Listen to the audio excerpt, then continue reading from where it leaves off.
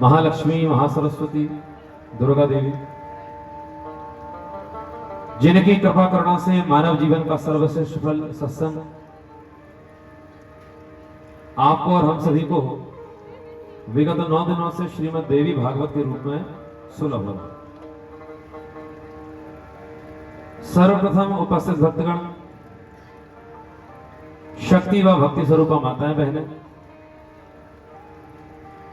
वरिष्ठ जन, आदरणीय जन, सहयोगी जन, इस सुंदर ग्राम पल्लू में जितने भी वैष्णव बंधु जन विगत 9 दिनों से अपनी उपस्थिति और सहयोग प्रदान कर रहे हैं,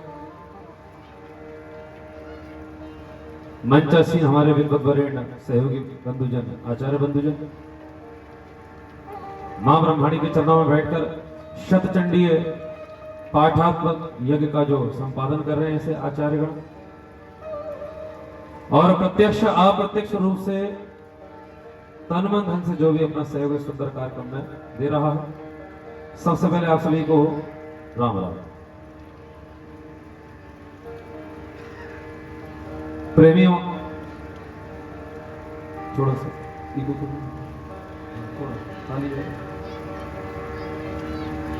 प्रेमियों, भगवान की अति से कृपा हुई है कि हम सभी श्रीमद् देवी भागवत की कथा को सुन पा रहे हैं। आज मंगल में कथा का विश्राम दिवस है। किसी ने पूछा कि भगवान की कथा आज खत्म हो जाएगी क्या? पूरी हो जाएगी क्या? समाप्त हो जाएगी? लेकिन संत कहते हैं भगवान की कथा कभी समाप्त नहीं होती, कभी खत्म नहीं होती। भगवान की कथा तो केवल विश्राम लेती है। आज यहां विश्राम ले रही है तो कल कहीं और प्रारंभ होगी। हरि अनंत, हरि कथा अनंता, कभी पूरी नहीं होती और हम इसको पूरी करना भी नहीं चाहते। भरे निरंतर हो न पूरे, हम तो चाहते ही हैं कि निरंतर चलती रहे, दिन रात इनकी कथा को हम लोग सुनते रहे। मां भगवती की बड़ी कृपा हुई, उनको हम लोग विगत 9 दिन से सुन रहे थे और जान पाए। आज विश्राम दिवस की कथा में हम लोग प्रवेश कर रहे हैं और पिछले 8 दिनों में आपने और हमने जो भी भगवान के लिए किया, ध्यान सुनना, जो भी हमने भगवान के लिए किया वो कभी खाली नहीं जाएगा। कभी ना कभी वह हमको देवी का साक्षात्कार जीवन में जरूर करेगा। इस संसार में कोई भी कर्म कर दिया जाए, कोई भी काम कर दो, कोई ना कोई रिजल्ट उसका जरूर मिलेगा। आप अगर रात के अंधेरे में अपनी छत पर खड़े होकर किसी भी जगह पर एक पत्थर फेंके तो वो भी कहीं ना कहीं जाकर के लगेगा। कर्म लौट कर जीवन में एक बार जरूर मिलता है। कोई चीज मिले चाहे नहीं मिले, पर अपने कर्मों से सामना जरूर होता है, पुण्य कर्म हो चाहे पाप कर्म। एक छोटी सी कथा मैं आपको सुनाऊं। ऐसे किसी गांव में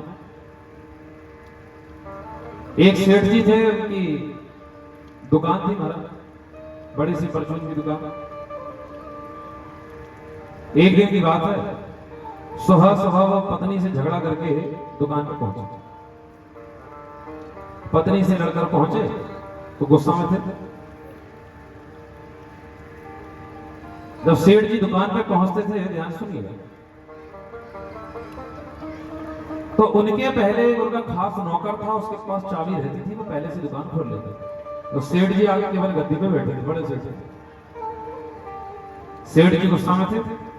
नौकर ने कोई 2-4 बातें पूछी तो सेठ जी तो गुस्सा में थे, पत्नी का गुस्सा किस पे उतारा, तो एक चांटा उन्होंने नौकर को मारा। नौकर को एक चांटा मारा और नौकर सेठ जी को थोड़ी मारे, नौकरी चली जाएगी। दिन भर कुछ नहीं बोला, चुपचाप गुस्से में काम करता है। शाम को 8 बजे दुकान मंगल करके, दुकान बंद करके घर पहुंचा। सेठ जी ने बिना बात के मार दिया। गुस्सा में तो था ही। पत्नी ने पूछा भोजन लगा दो, तो बोले लगा दो। क्या खाओगे? बोले जो बना परस दो। कहां बैठोगे? बोले रोज जहां बैठो। और दो चार प्रश्न किए। गुस्सा में तो था ही। पत्नी को एक छांटा सा मारा। आवाज ठीक सुनाई दे रही है आपको? पति पत्नी वाला पसंद है। पत्नी को मारा। अब आज के समय की पढ़ी लिखी पत्नी थोड़ी है कि पति को मार दे। चुपचाप भोजन परोसा, रोने लगे। रात को 10 बज गया, भूख भी प्यासी थी, बेटा जिद कर रहा था किसी बात पे। माँ ने कहा मेरा दिमाग ठीक नहीं, सो जा चुपचाप। माँ से जिद कर रहा था, 8-10 साल का बच्चा था। माँ ने गुस्सा बच्चे के ऊपर निकाल दी, एक चांटा लगा के मारा। लड़का रोते रोते बाहर गया। रोते रोते बाहर गया। अब वो गुस्सा किस पे निकाले थे? कुत्ता बैठा हुआ था। इसने उस कुत्ते को उठा के पत्थर मारा और कुत्ता दौड़ा। कुत्ता के पैर में लग गई। कुत्ता भी गुस्से में।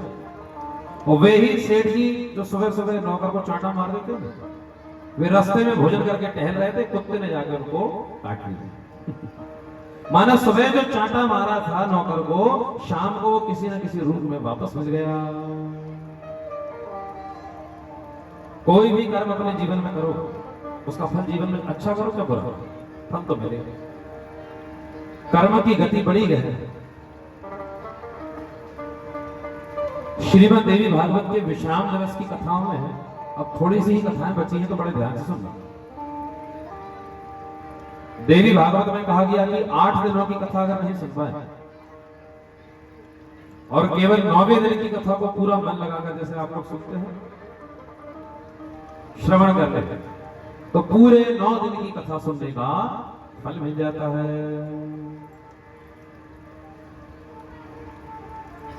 श्रीमद् देवी भागवत की नवम दिवस की विश्राम दिवस की कथा।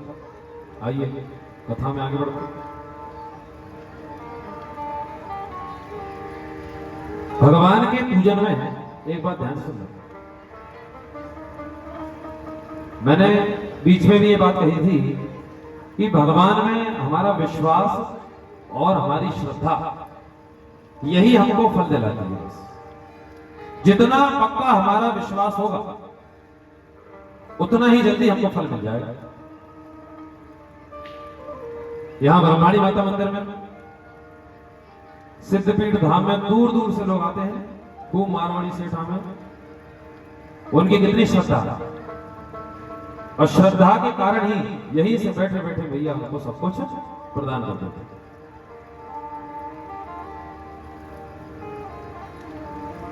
देवी जी के पूजन में श्रद्धा और विश्वास, जो कथा उनकी आप सुन लें उसी में विश्वास मान लें। जो पुराण वर्णन, देवी भागवत में बार बार एक बात बताई गई है कि मनुष्य के भाग्य में जो लिखा है वो कहीं भी चला जाए उसको मिल जाएगा। जैसे आपका गांव पल्लू है, हम तो मध्य प्रदेश में भोपाल के पास रहते हैं, नर्मदापुरम में। कभी हमने विचार भी नहीं किया था कि राजस्थान में गंगानगर के पास, हनुमानगढ़ के पास एक सुंदर गांव होगा पल्लू, वहां देवी का मंदिर होगा, वहां जाके 9 दिन रहेंगे और कथा करेंगे। लेकिन भाग्य में 9 दिनों की यहां की रोटी थी, तो यहां पहुंच गए।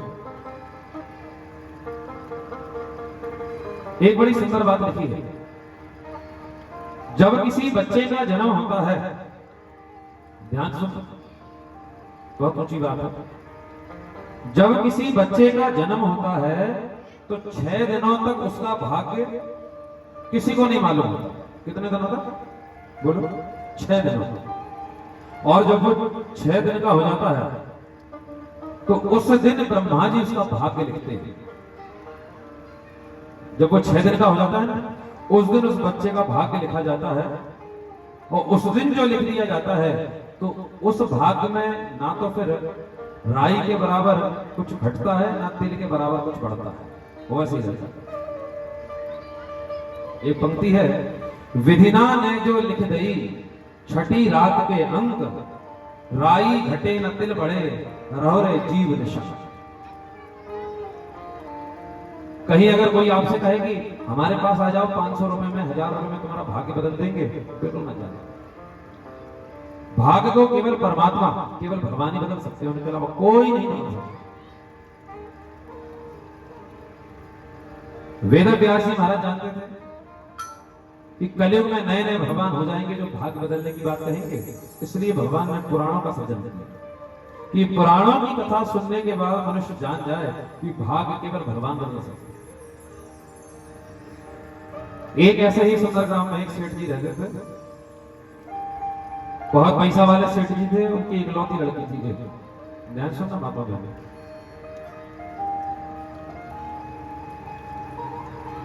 उन्हीं सेठ जी ने अपनी लड़की का विवाह बड़े से एक शहर में कर दिया। बहुत बड़ा व्यापारी था उसका बच्चा। लड़की विदा होकर के चली गई। विदा होकर चली गई, सभी ने कहा बहुत बड़े घर गई है। लेकिन जो उस लड़की का पति था उसको शराब पीने की आदत थी। धीरे धीरे उसकी आदत बढ़ गई, तो जितना भी उसका पैसा था उसने सब जुए में लगा दिया। सारा पैसा वो जुए में हार गया, एकदम गरीब हो गया।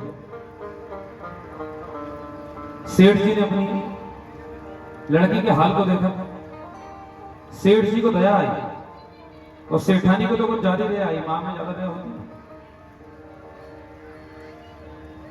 तो सेठानी ने सेठ जी से कहा कि हम अपनी बेटी की कोई सहायता कर दें। तो सेठ जी ने कहा नहीं, उसका यही भाग्य है, उसके भाग्य में जो लिखा था वो उसको मिल गया, तुम चिंता मत करो, भगवान उसके मालिक। पर मां का हृदय में ममता होती है, तो सेठानी क्या करती, चोरी छुपा थोड़ा सा धन अपनी बेटी को भेज देती, थोड़ा राशन भेज देती, कपड़ा वगैरह भेज देती, मदद कर देती। एक दिन की बात है, ऐसा ही सुंदर कोई महीना था, दामाद जी घर पे आए हुए थे। दामाद जी घर पे आए तो 2-4 दिन रुके। सेठानी ने सुंदर भोजन कराया, सेवा करी कि हमारे दामाद आए। पूछा बेटी कैसी है? बोले ठीक है, बढ़िया है, थोड़ा समय ठीक नहीं चल रहा। सेठ जी घर पे ही थे। सेठानी ने सोचा कि मकर संक्रांति का समय था जिस समय लड्डू बनते थे। मकर संक्रांति तो जानो लड्डू बनते थे। सेठानी लड्डू बना रही थी, तो इसने क्या किया, 2 किलो लड्डू बनाए, और बढ़िया सुंदर जो लड्डू बनाए शुद्ध घी के, हर एक लड्डू में सोने का एक एक सिक्का रख दिया, जिससे उसकी बेटी को लड्डू मिलेंगे तो वो सिक्का निकाल के अपना काम चला लेगी।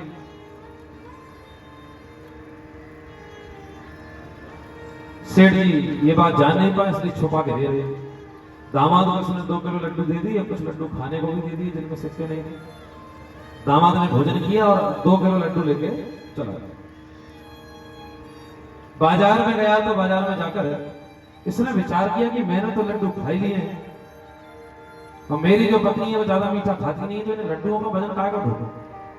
उसने वो सारे के सारे लड्डू दुकान में बेच दिए। दुकान में बेच दिए और बेच करके पैसा लेके घर चला गया।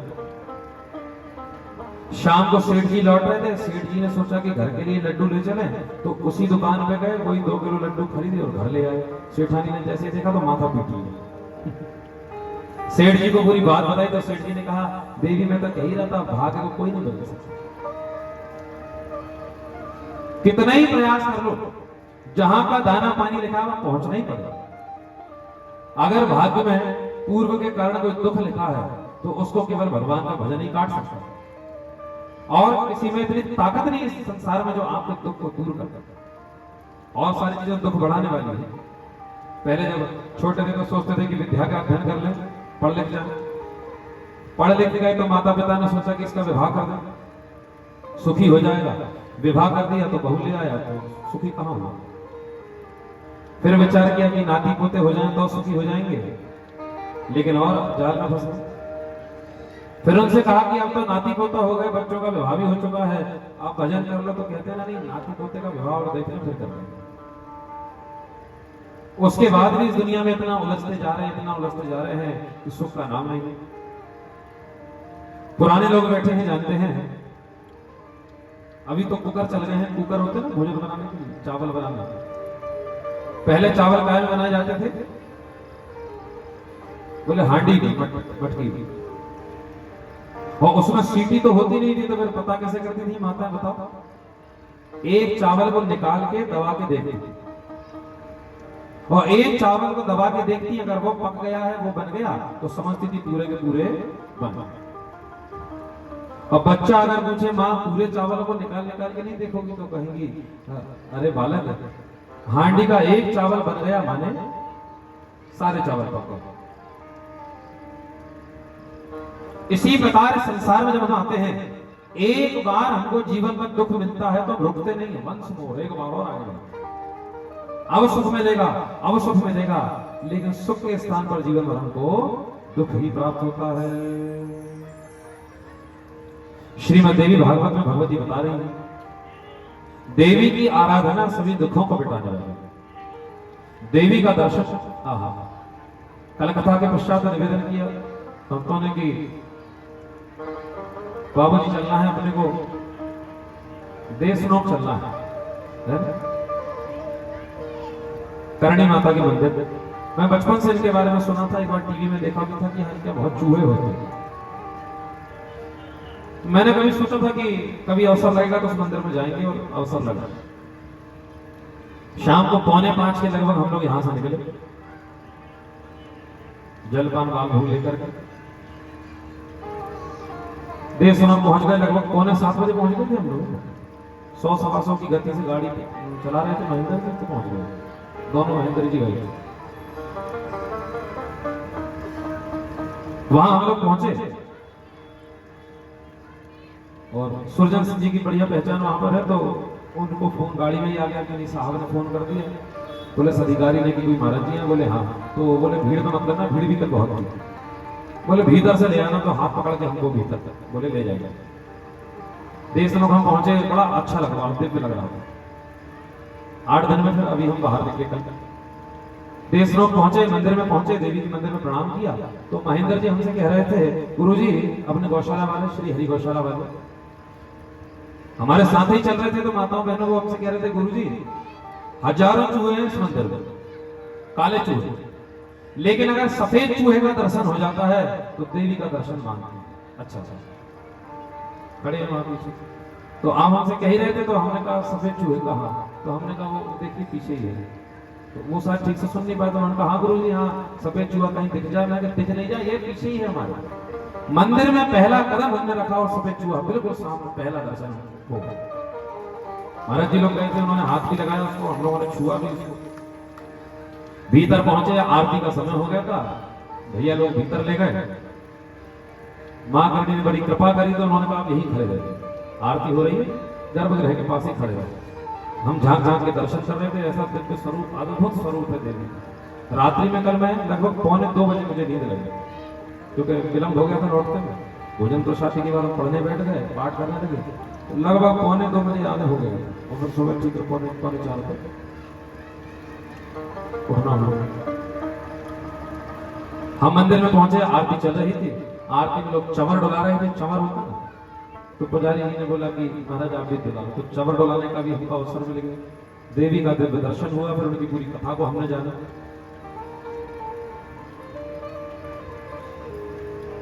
मां भगवती करणी के विषय में मुझे एक बड़ी सुंदर बात आई। वो देवी गैया चराती थी, वो देवी गैया चराती थी, गायों की सेवा से जुड़ी हुई देवी है माता करणी। और बढ़िया सुंदर उनका पूरा चरित्र दीवार पर तस्वीरों में अंकित था। वहां के एक प्रहलाद जी करके प्रेमी थे, पुजारी थे, उन्होंने पूरा दर्शन कराया, और फिर सायंकाल बड़ा सुंदर दर्शन हुआ। सन 1444, ये बता 1444 से 1595 तक देवी रही, 151 साल। और देवी के विभिन्न चमत्कार, ऐसा दिव्य स्वरूप था, काले वस्त्र को धारण की हुई थी अंतिम अवस्था में, और बढ़िया हाथ में उनके सुंदर त्रिशूल था मां का, ऐसा दिव्य दर्शन वहां पर हुआ।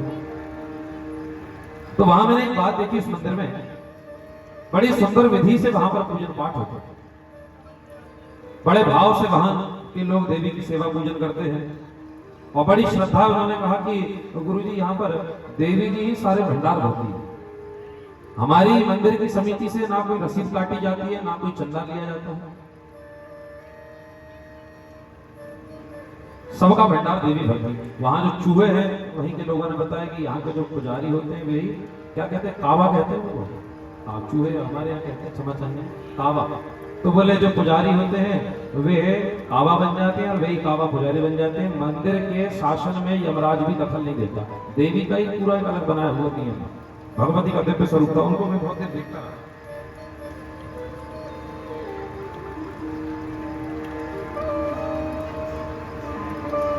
आपके राजस्थान क्षेत्र में देवी के कई अवतार हुए हैं और ये भूमि बड़ी दिव्य है। जिस भूमि पर गंगा सिंह जी ने सुंदर अवतार लिया, जो आवेश अवतार भी कहे जाते हैं। देखिए 5 प्रकार के भगवान के अवतार हैं, ध्यान सुनना। 5 प्रकार के कौन कौन से अवतार? पहले होते हैं अंशावतार,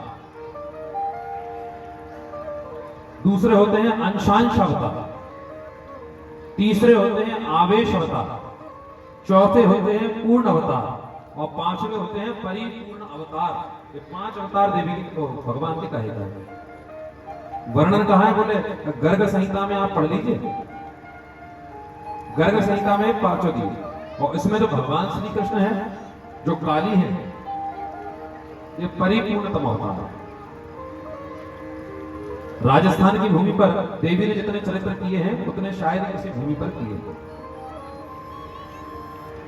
श्रीमद् देवी भागवत में भी कई चरित्र आए हैं जिन्हें सिद्धपीठ के नाम से भी यहां वर्णन किया गया है। शाकंभरी भगवत,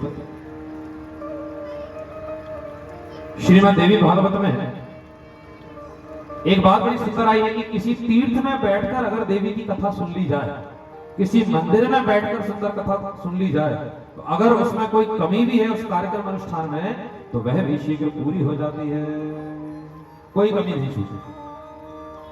ऐसे भगवती का दिव्य चरित्र आप लोग सुन रहे हैं।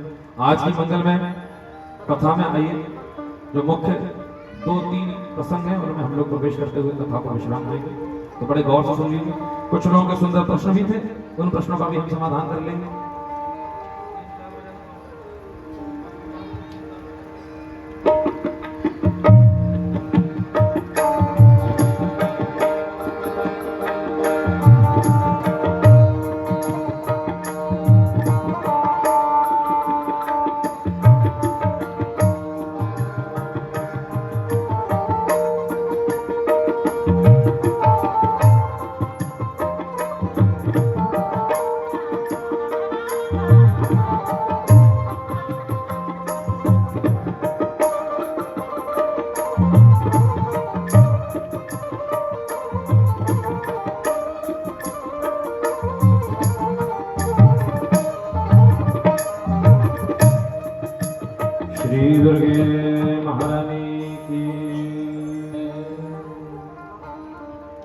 तो निवेदन कर रहे थे, श्री वेदव्यास जी महाराज से जन्मे जन ने पूछा, देवी की अवधि कितनी है, आयु कितनी है, देवी का एक दिन कितना बड़ा होता है बताइए।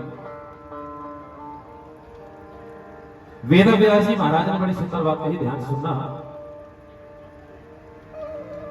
देवी का एक दिन कितना बड़ा होता है आप सुन लीजिए, गुणा भाग लगा लेना और ध्यान से सुनना।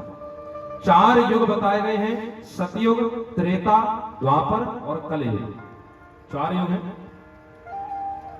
सतयुग जो है वो है 17,28,000 वर्षों। कितना? 17,28,000 साल। त्रेता जो है वो है 12,96,000 वर्षों। ध्यान सुनना है, जानकारी सबको होना भी चाहिए। सतयुग है 17,28,000 वर्ष का, त्रेता है 12,96,000 वर्ष का देवी भागवत अनुसार, द्वापर है 8,64,000 वर्ष का और कलयुग इसका आधा है 4,32,000 वर्ष का है। अभी 5,100 कुछ साल कलयुग को बीते हैं बस। लोग कहते हैं ना कलयुग आ गया, अभी कलयुग थोड़ी आया पूरा, केवल कलयुग का अंगूठा भरा है अभी। कलियुग है, कलि प्रथम चरण है, कलयुग का केवल अंगूठा आया है। और इन चारों युगों की आयु को जोड़ लिया जाए, ये सब भी मालूम होना चाहिए। चारों युगों की आयु को जोड़ लिया जाए तो हो जाता है 43,20,000 वर्ष। कितना हो गया? 43,20,000 वर्ष। इतने का एक युग होता है। सतयुग, त्रेता, द्वापर, कलयुग, और इन चारों के बाद से प्रलय होता है। एक युग कहलाता है। और यही सारे युग 72 बार निकल जाए, अंग्रेजी में कहें तो 72, 72 बार ये युग, माने 43,20,000 जो है ये 72 बार हो जाए तो ये कहलाता है एक मनवंतर। और एक मनवंतर का एक इंद्र होता है। तो ये इंद्र की आयु इतनी ध्यान रहे कि 43,20,000 जो वर्ष है 72 बार, इसका 72 में गुणा कर दो तो हो गया एक मनवंतर। और एक मनवंतर एक इंद्र हो गए। इस प्रकार जब 14 इंद्र माने 14 मनवंतर हो जाते हैं तब ब्रह्मा जी का एक दिन बनता है। ये तो एक दिन हो गया, और इतनी ही बड़ी एक रात भी हो गई ब्रह्मा जी। एक दिन एक रात। और इसके हिसाब से ब्रह्मा जी की आयु है 100 साल। कितनी? इस हिसाब से गुणा भाग लगाओ तो 100 साल के ब्रह्मा जी हैं। और जब 1000 ब्रह्मा जी बदल जाते हैं तब देवी का एक दिन होता है। कितना बड़ा? घर जाके गुणा भाग करता। 1000 बार ब्रह्मा जी बदल जाए तब देवी का एक दिन होता है। और श्रीमद् देवी भागवत में यही देवी अलग अलग मनवंतर में अलग अलग युग में सुंदर अवतार लेती है। आज सुबह के लिए सज्जन ने प्रश्न किया था कि गुरुजी द्रौपदी का एक प्रसंग आपने 2 मिनट कहा था, और उसमें ये बात कही थी कि रजस्वला स्त्री जिस समय माताएं महीना में 4-5 दिन पूजन नहीं करती तो भगवान को छू सकती। तो आपने गलत सुन लिया। मुझे स्मरण है मैंने निवेदन किया था कि जिस समय माताएं, स्त्रियां, कन्याएं, बालिकाएं रजस्वला होती हैं उस समय भगवान को नहीं छू सकती।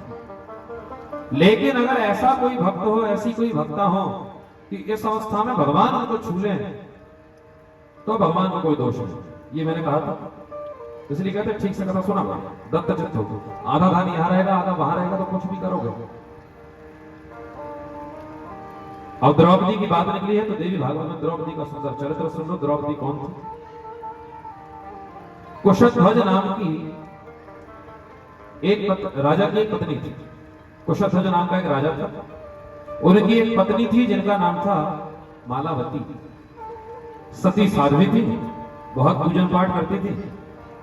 कालांतर में कुशध्वज नाम की राजा जो थे उनकी जो पत्नी थी मालावती, इन्होंने कन्या को जन्म दिया। और जन्म लेते ही ये कन्या एकदम बड़ी हो गई। और बड़ी हो गई तो बड़ी होकर के तुरंत स्नान ध्यान करके सुंदर वस्त्रों को पहन के वन में चली गई। वन में चली गई तो वेद के श्लोक बोलने लगी। वेद के श्लोक बोलने लगी तो लोगों ने रोका कि स्त्रियां वेद के श्लोक नहीं बोलती, वेद के श्लोक नहीं बोल सकती। वन में चली गई, जन्म लेते ही वेद बोलती थी तो इसका एक नाम हो गया वेदवती। क्या हो गया? वेदवती। वेदवती वन में 100 वर्षों तक तपस्या करने लगी और परम तेजस्विनी हुई। उसी समय लंका का राजा रावण आया, इतनी सुंदर स्त्री को देखा, जाकर इसने वेदवती को स्पर्श कर लिया। इस कन्या ने कहा कि रे दुष्ट दाना, मूर्ख, तूने मेरा स्पर्श कर लिया। जा, मैं तुझे श्राप देती हूं, मेरे कारण ही अगले जन्म में तेरा वध होगा। ऐसा कहकर देवी ने अपने शरीर को त्याग दिया। कालांतर में वही कन्या, वही बालिका राम अवतार में सीता माता हुआ। वही वेदवती सीता जी बन गई जो लक्ष्मी के अंश से उत्पन्न हुई थी।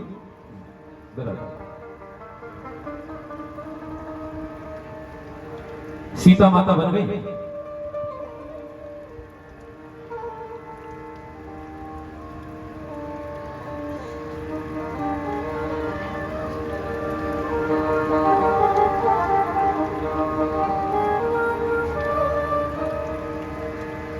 वही सीता जी हुई। राम अवतार की कथा आप जानते हैं। रावण जब उनका हरण करने आने वाला था तो राम जी ने सीता जी से कहा कि छाया सीता एक तैयार कर दो और तुम अग्नि में वास करो, तुम पावक में करहु निवास, जाओ।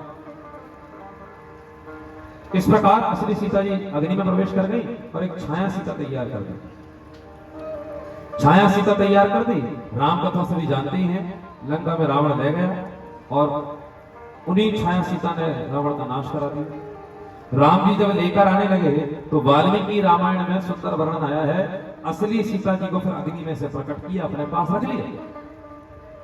और जो छाया सीता थी उसने राम जी से निवेदन किया कि हे भगवान, असली सीता जी को तो आप ले गए, पर मेरा क्या हो बताइए।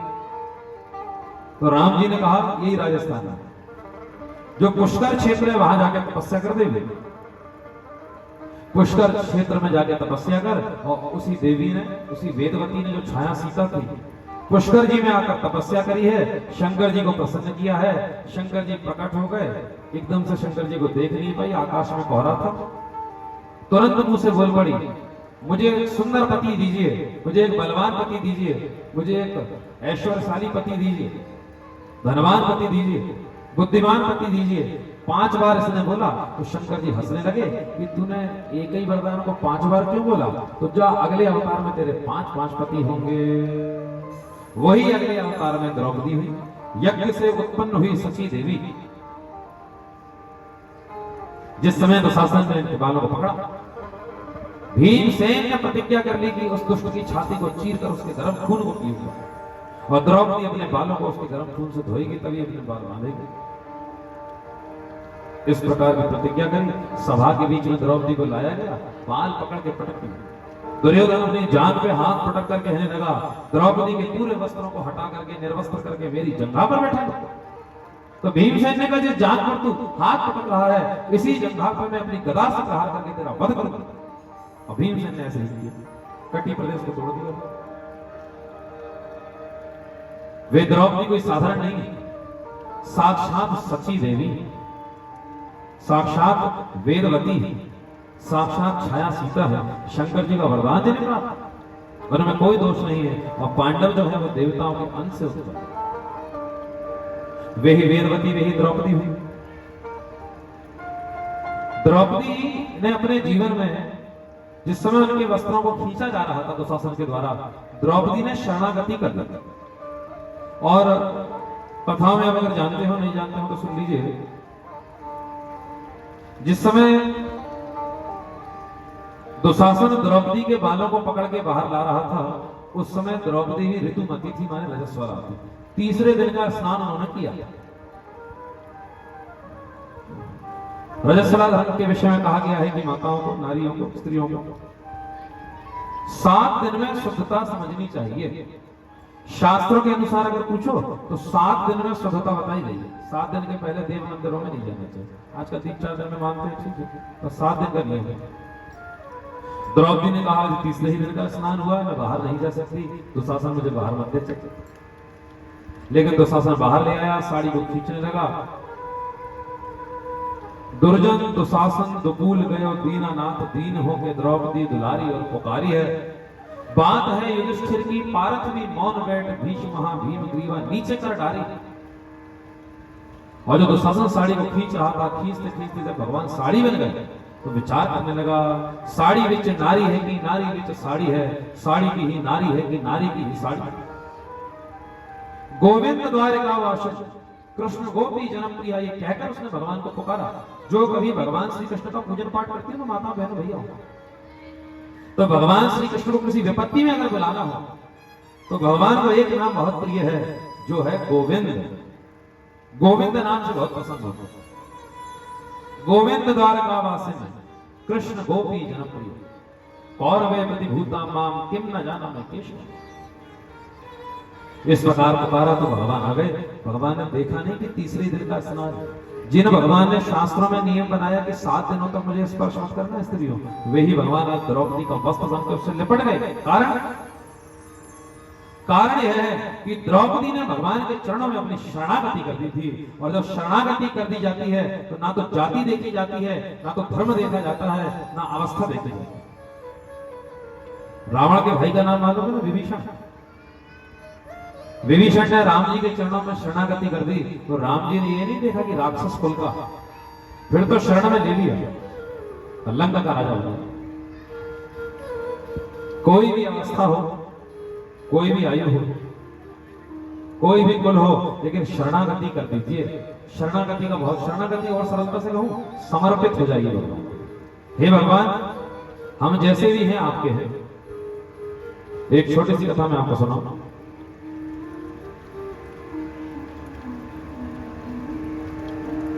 इसी गांव में एक बकरी चराने वाला रहता था, भेड़ बकरी चराता,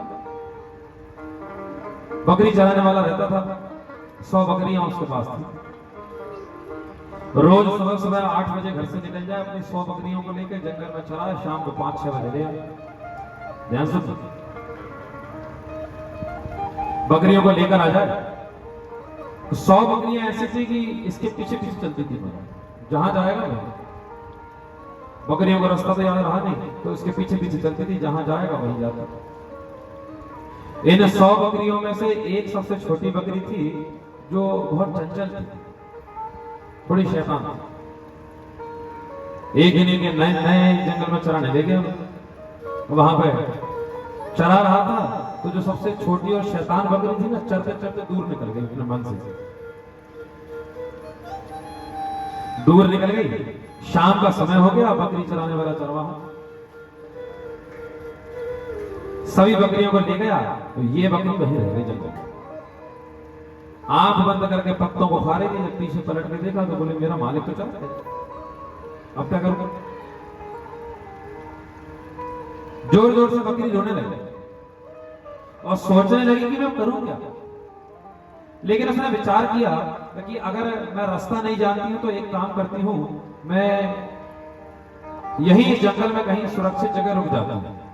अगले दिन सुबह सुबह आएगा तो फिर कल चली जाऊंगा। ऐसा विचार करके वो बकरी उसी जंगल में रुक गई। उसी जंगल में रुक गई, कुछ पत्ते खाने लगी। रात का अंधेरा हो गया और डर गई और रोने लगी और सोचने लगी, अगर रात में कोई जानवर मुझे खाने आ गया तो कैसे बचूंगा। तो इस बकरी ने क्या किया, एक नदी के किनारे चली गई, पेड़ के नीचे बैठ गई और सोचने लगी। जब आदमी अकेला होता है ना इंसान, तभी वो विचार करता है कि मैं किसकी शरण में जाऊं, किसके पर। संसार के लोग तो किसी काम के नहीं, और उसमें जो रिश्तेदार होते हैं ना, बुरा मत मानना, पर रिश्तेदार एक नंबर के झूठे होते। सबसे पहले यही भागते, यही सबसे पहले अपना मोबाइल बंद करते हैं। कोई मुसीबत है। बकरी ने विचार किया, किसकी शरण में जाऊं, किसी की शरण में तो जाना पड़ेगा। तो माता ध्यान सुनना, नदी के किनारे एक शेर के पंजे का निशान था। क्या कहा? शेर के पंजे का निशान था। इसने विचार किया कि इस पंजे के निशान वाले की शरण में चल जाता, वहीं बैठ जाता। वहीं बैठ गई और सोचने लगी, अगर कोई मुझे खाने आएगा तो कह दूं कि खबरदार मुझे खाना मत, ये पंजे का निशान जिसका है ना उसकी शरण में हूं, ऐसे करके बच जाऊंगा। रात के 12 बज गए, नदी के किनारे बैठी थी, ठंड में ठिठुर रही थी। इतने में महाराज एक भेड़िया इस बकरी को खाने आया, और जैसे ही इसको खाने आया तो बकरी ने कहा, खबरदार मुझे अगर खाया था। क्यों नहीं खाऊं? बोले, पंजे का निशान देखा है किसका है? तो भेड़िए ने कहा, ये तो शेर का है। हाँ, तो बोले इसी की शरण में हूं, खा मत लेना। भेड़िए ने कहा, शेर की शरण में हो, वो तो जंगल का राजा है, छोड़ दो। 2 घंटे के बाद एक लोमड़ी का झुंड आया। भाई लोमड़ी इसको खाने दौड़ी, तो इसने कहा, खबरदार मुझे खाएगा। क्यों? बोले पंजे का निशान देख किसका है। तो लोमड़ी ने कहा, तो शेर का है। हाँ, तो इसी की शरण में हूं, खाना मत। बच गए। और 2-4 घंटे बीते महाराज, अब तो शेर ही आ गया। शेर ही इसको खाने आ गया, दौड़ा महाराज, खाने दौड़ा। तो कहने, खबरदार मुझे खाया। क्यों नहीं खाऊं? बोले निशान किसका है देख, शेर का है। हाँ, उसकी शरण में हूं। तो शेर ने कहा, वो शेर नहीं, और हम तुझे खाएंगे। तो कहने लगी, भगवान ने नियम बनाया ना कि जिसकी शरण ग्रहण की जाती है उसको रक्षा करनी पड़ती, और किसी को खा लेना। हे महाराज, मैं आपकी शरण में हूं, मुझे खाइए मत, मुझे मत खाइए। तो शेर ने कहा, बात तो सही है, अगर इसको खा लिया तो फिर मेरी शरण में कोई नहीं आया। तेरी रक्षा मुझे करनी पड़ेगी, मैं तेरी बातों पर रीझ गया हूं, प्रसन्न हूं। हाथी को शेर ने बुलाया और हाथी से कहा कि इस बकरी के बच्चे को अपनी पीठ पर बैठा लो और जहां जहां के सुंदर पत्ते खाना चाहती है इसको खिला, क्योंकि मेरी शरण है। यही शरणागति है। आपसे पूछा जाए आप लोगों के जीवन में आपने किसकी शरणागति कर है कोई अभी तक?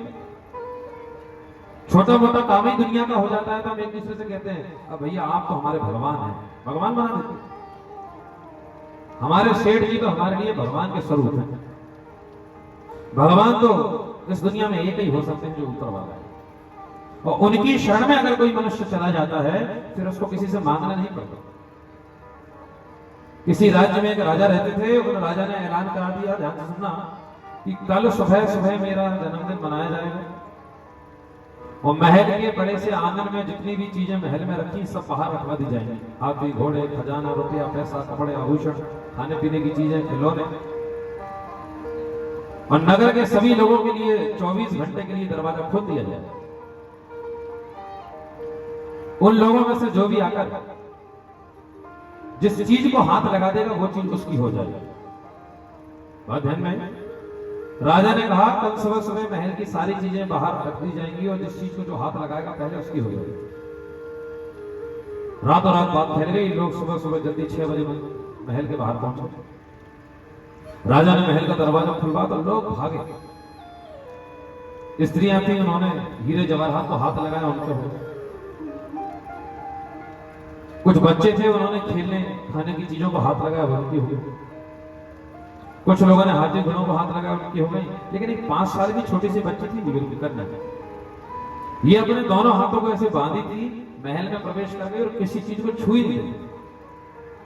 सबने कहा बिटिया जिस चीज को हाथ लगाओगी तुम्हारी हो जाएगी। कोई भी चीजें, खिलौने रखे, खाने पीने की चीजें, और हाथी घोड़े भी रखे हैं, लकड़ी के बड़े बड़े खिलौने रखे हैं, कपड़े रखे हैं, आभूषण रखे हैं, पैसा रखे, किसी को तो हाथ लगा ले। नहीं, मैं किसी को हाथ नहीं लगाऊंगा। किसको हाथ लगाएगा? आगे बढ़ गए। सोने के सिंहासन पर राजा बैठा था, इसने जाके राजा को ही हाथ लगा दिया कि राजा ही मेरा हो जाएगा तो सारी चीजें अपने आप ही मेरी हो जाएगी। आपने राजा को हाथ क्यों नहीं लगाया?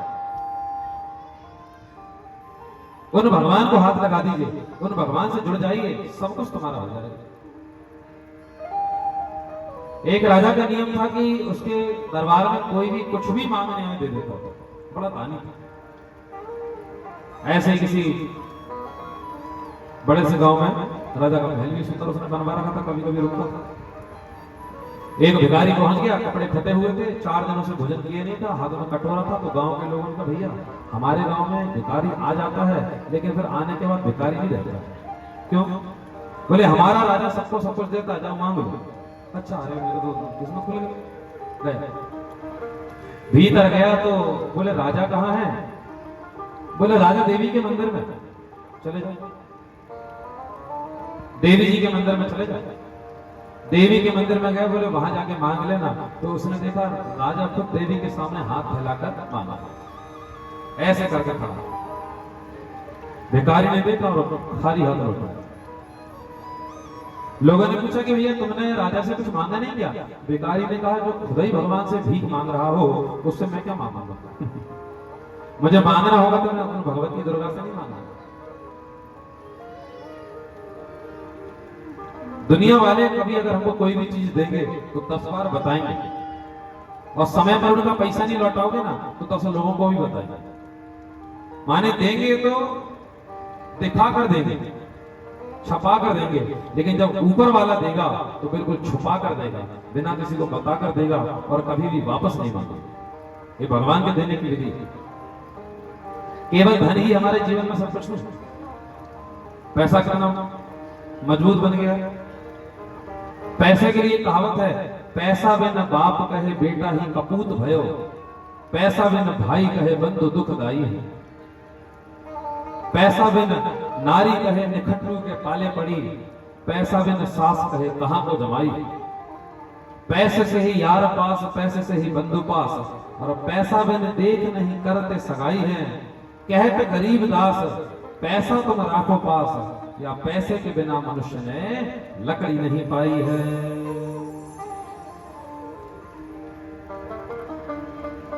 भगवान की भक्ति भक्तों का सबसे बड़ा था। श्रीमद् देवी भागवत में द्रौपदी ने भगवान की शरणागति करी और भगवान ने द्रौपदी को सब कुछ बताया। यज्ञ से उत्पन्न सची देवी थी, उनका सुंदर चरित्र देवी भागवत में आया। भगवान के जितने भी मंदिर बने हुए हैं, ऐसा कोई स्थान नहीं जहां देवी स्वरूप ना विराजता।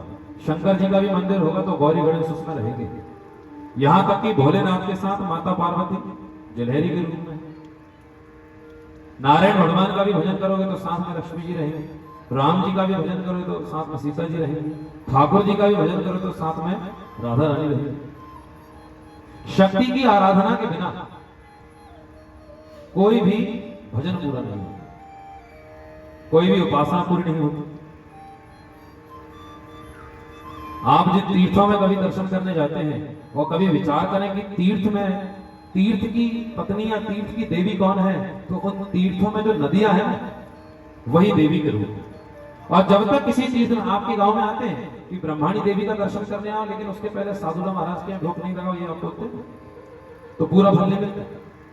ऐसे ही किसी तीर्थ में जाओ लेकिन उस तीर्थ में बहने वाली नदी का सेवन नहीं किया, स्नान नहीं किया, तो समझ लीजिए आपने 50% दर्शन किया। मंदिर मंदिर में विराजे भगवान, चलो तो दर्शन कर आए। मंदिर मंदिर में विराजे भगवान, चलो तो दर्शन कर आए। मंदिर मंदिर में विराजे भगवान, चलो तो दर्शन कर आए। मंदिर मंदिर में विराजे भगवान, चलो तो दर्शन कर आए। ताली से बजाइए।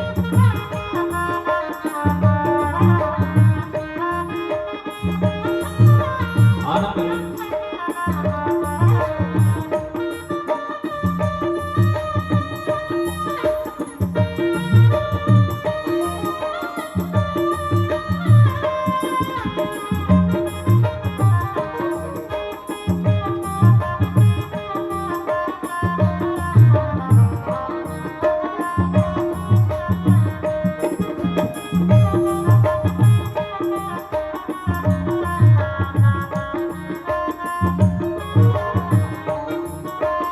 उज्जैनी में मंदिर बना श्री महाकाल भगवान का। उज्जैनी में मंदिर बना श्री महाकाल भगवान का। उज्जैनी में मंदिर बना श्री महाकाल भगवान का। उज्जैनी में मंदिर बना श्री महाकाल भगवान का। उज्जैनी में मंदिर बना श्री महाकाल महाराज का। उज्जैनी में मंदिर बना श्री महाकाल महाराज। क्षिप्रा मैया को बाहोरे निर्मल नीर, चलो तो दर्शन कर आवे। क्षिप्रा मैया को बाहोरे निर्मल नीर, चलो तो दर्शन कर आवे। ताली से कीजिए दोनों हाथ। आनंद ले भाई, आज विश्राम करो। कहाँ गए महेंद्र?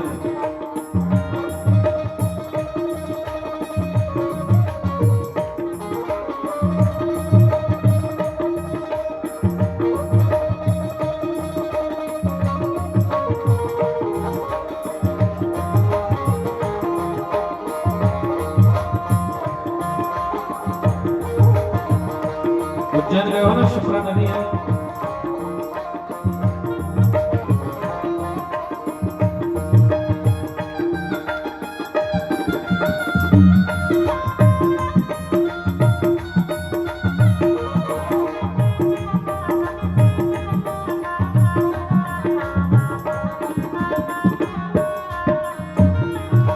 काशी जी में मंदिर बना श्री विश्वनाथ भगवान का।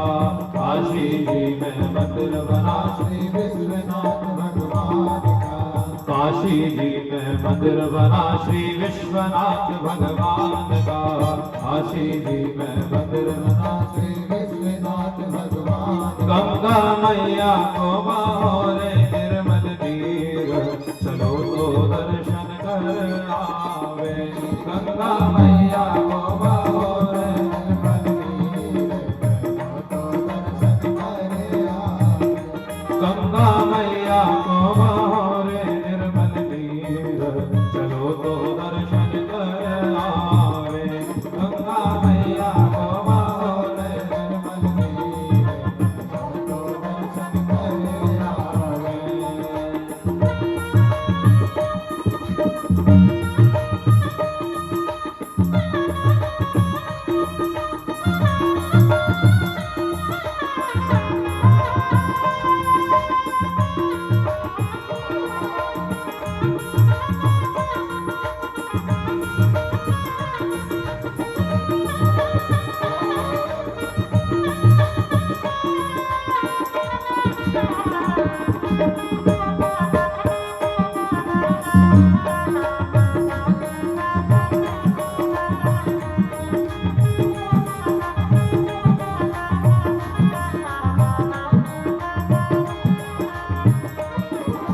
अयोध्या में मंदिर बना श्री रामचंद्र भगवान का।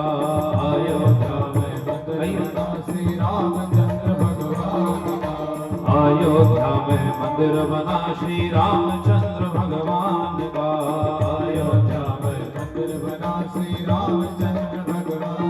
सरयू मैया को बहोरे निर्मल तीर, चलो तो दर्शन कर आवे। सरयू मैया को बहोरे निर्मल तीर, चलो तो दर्शन कर आवे।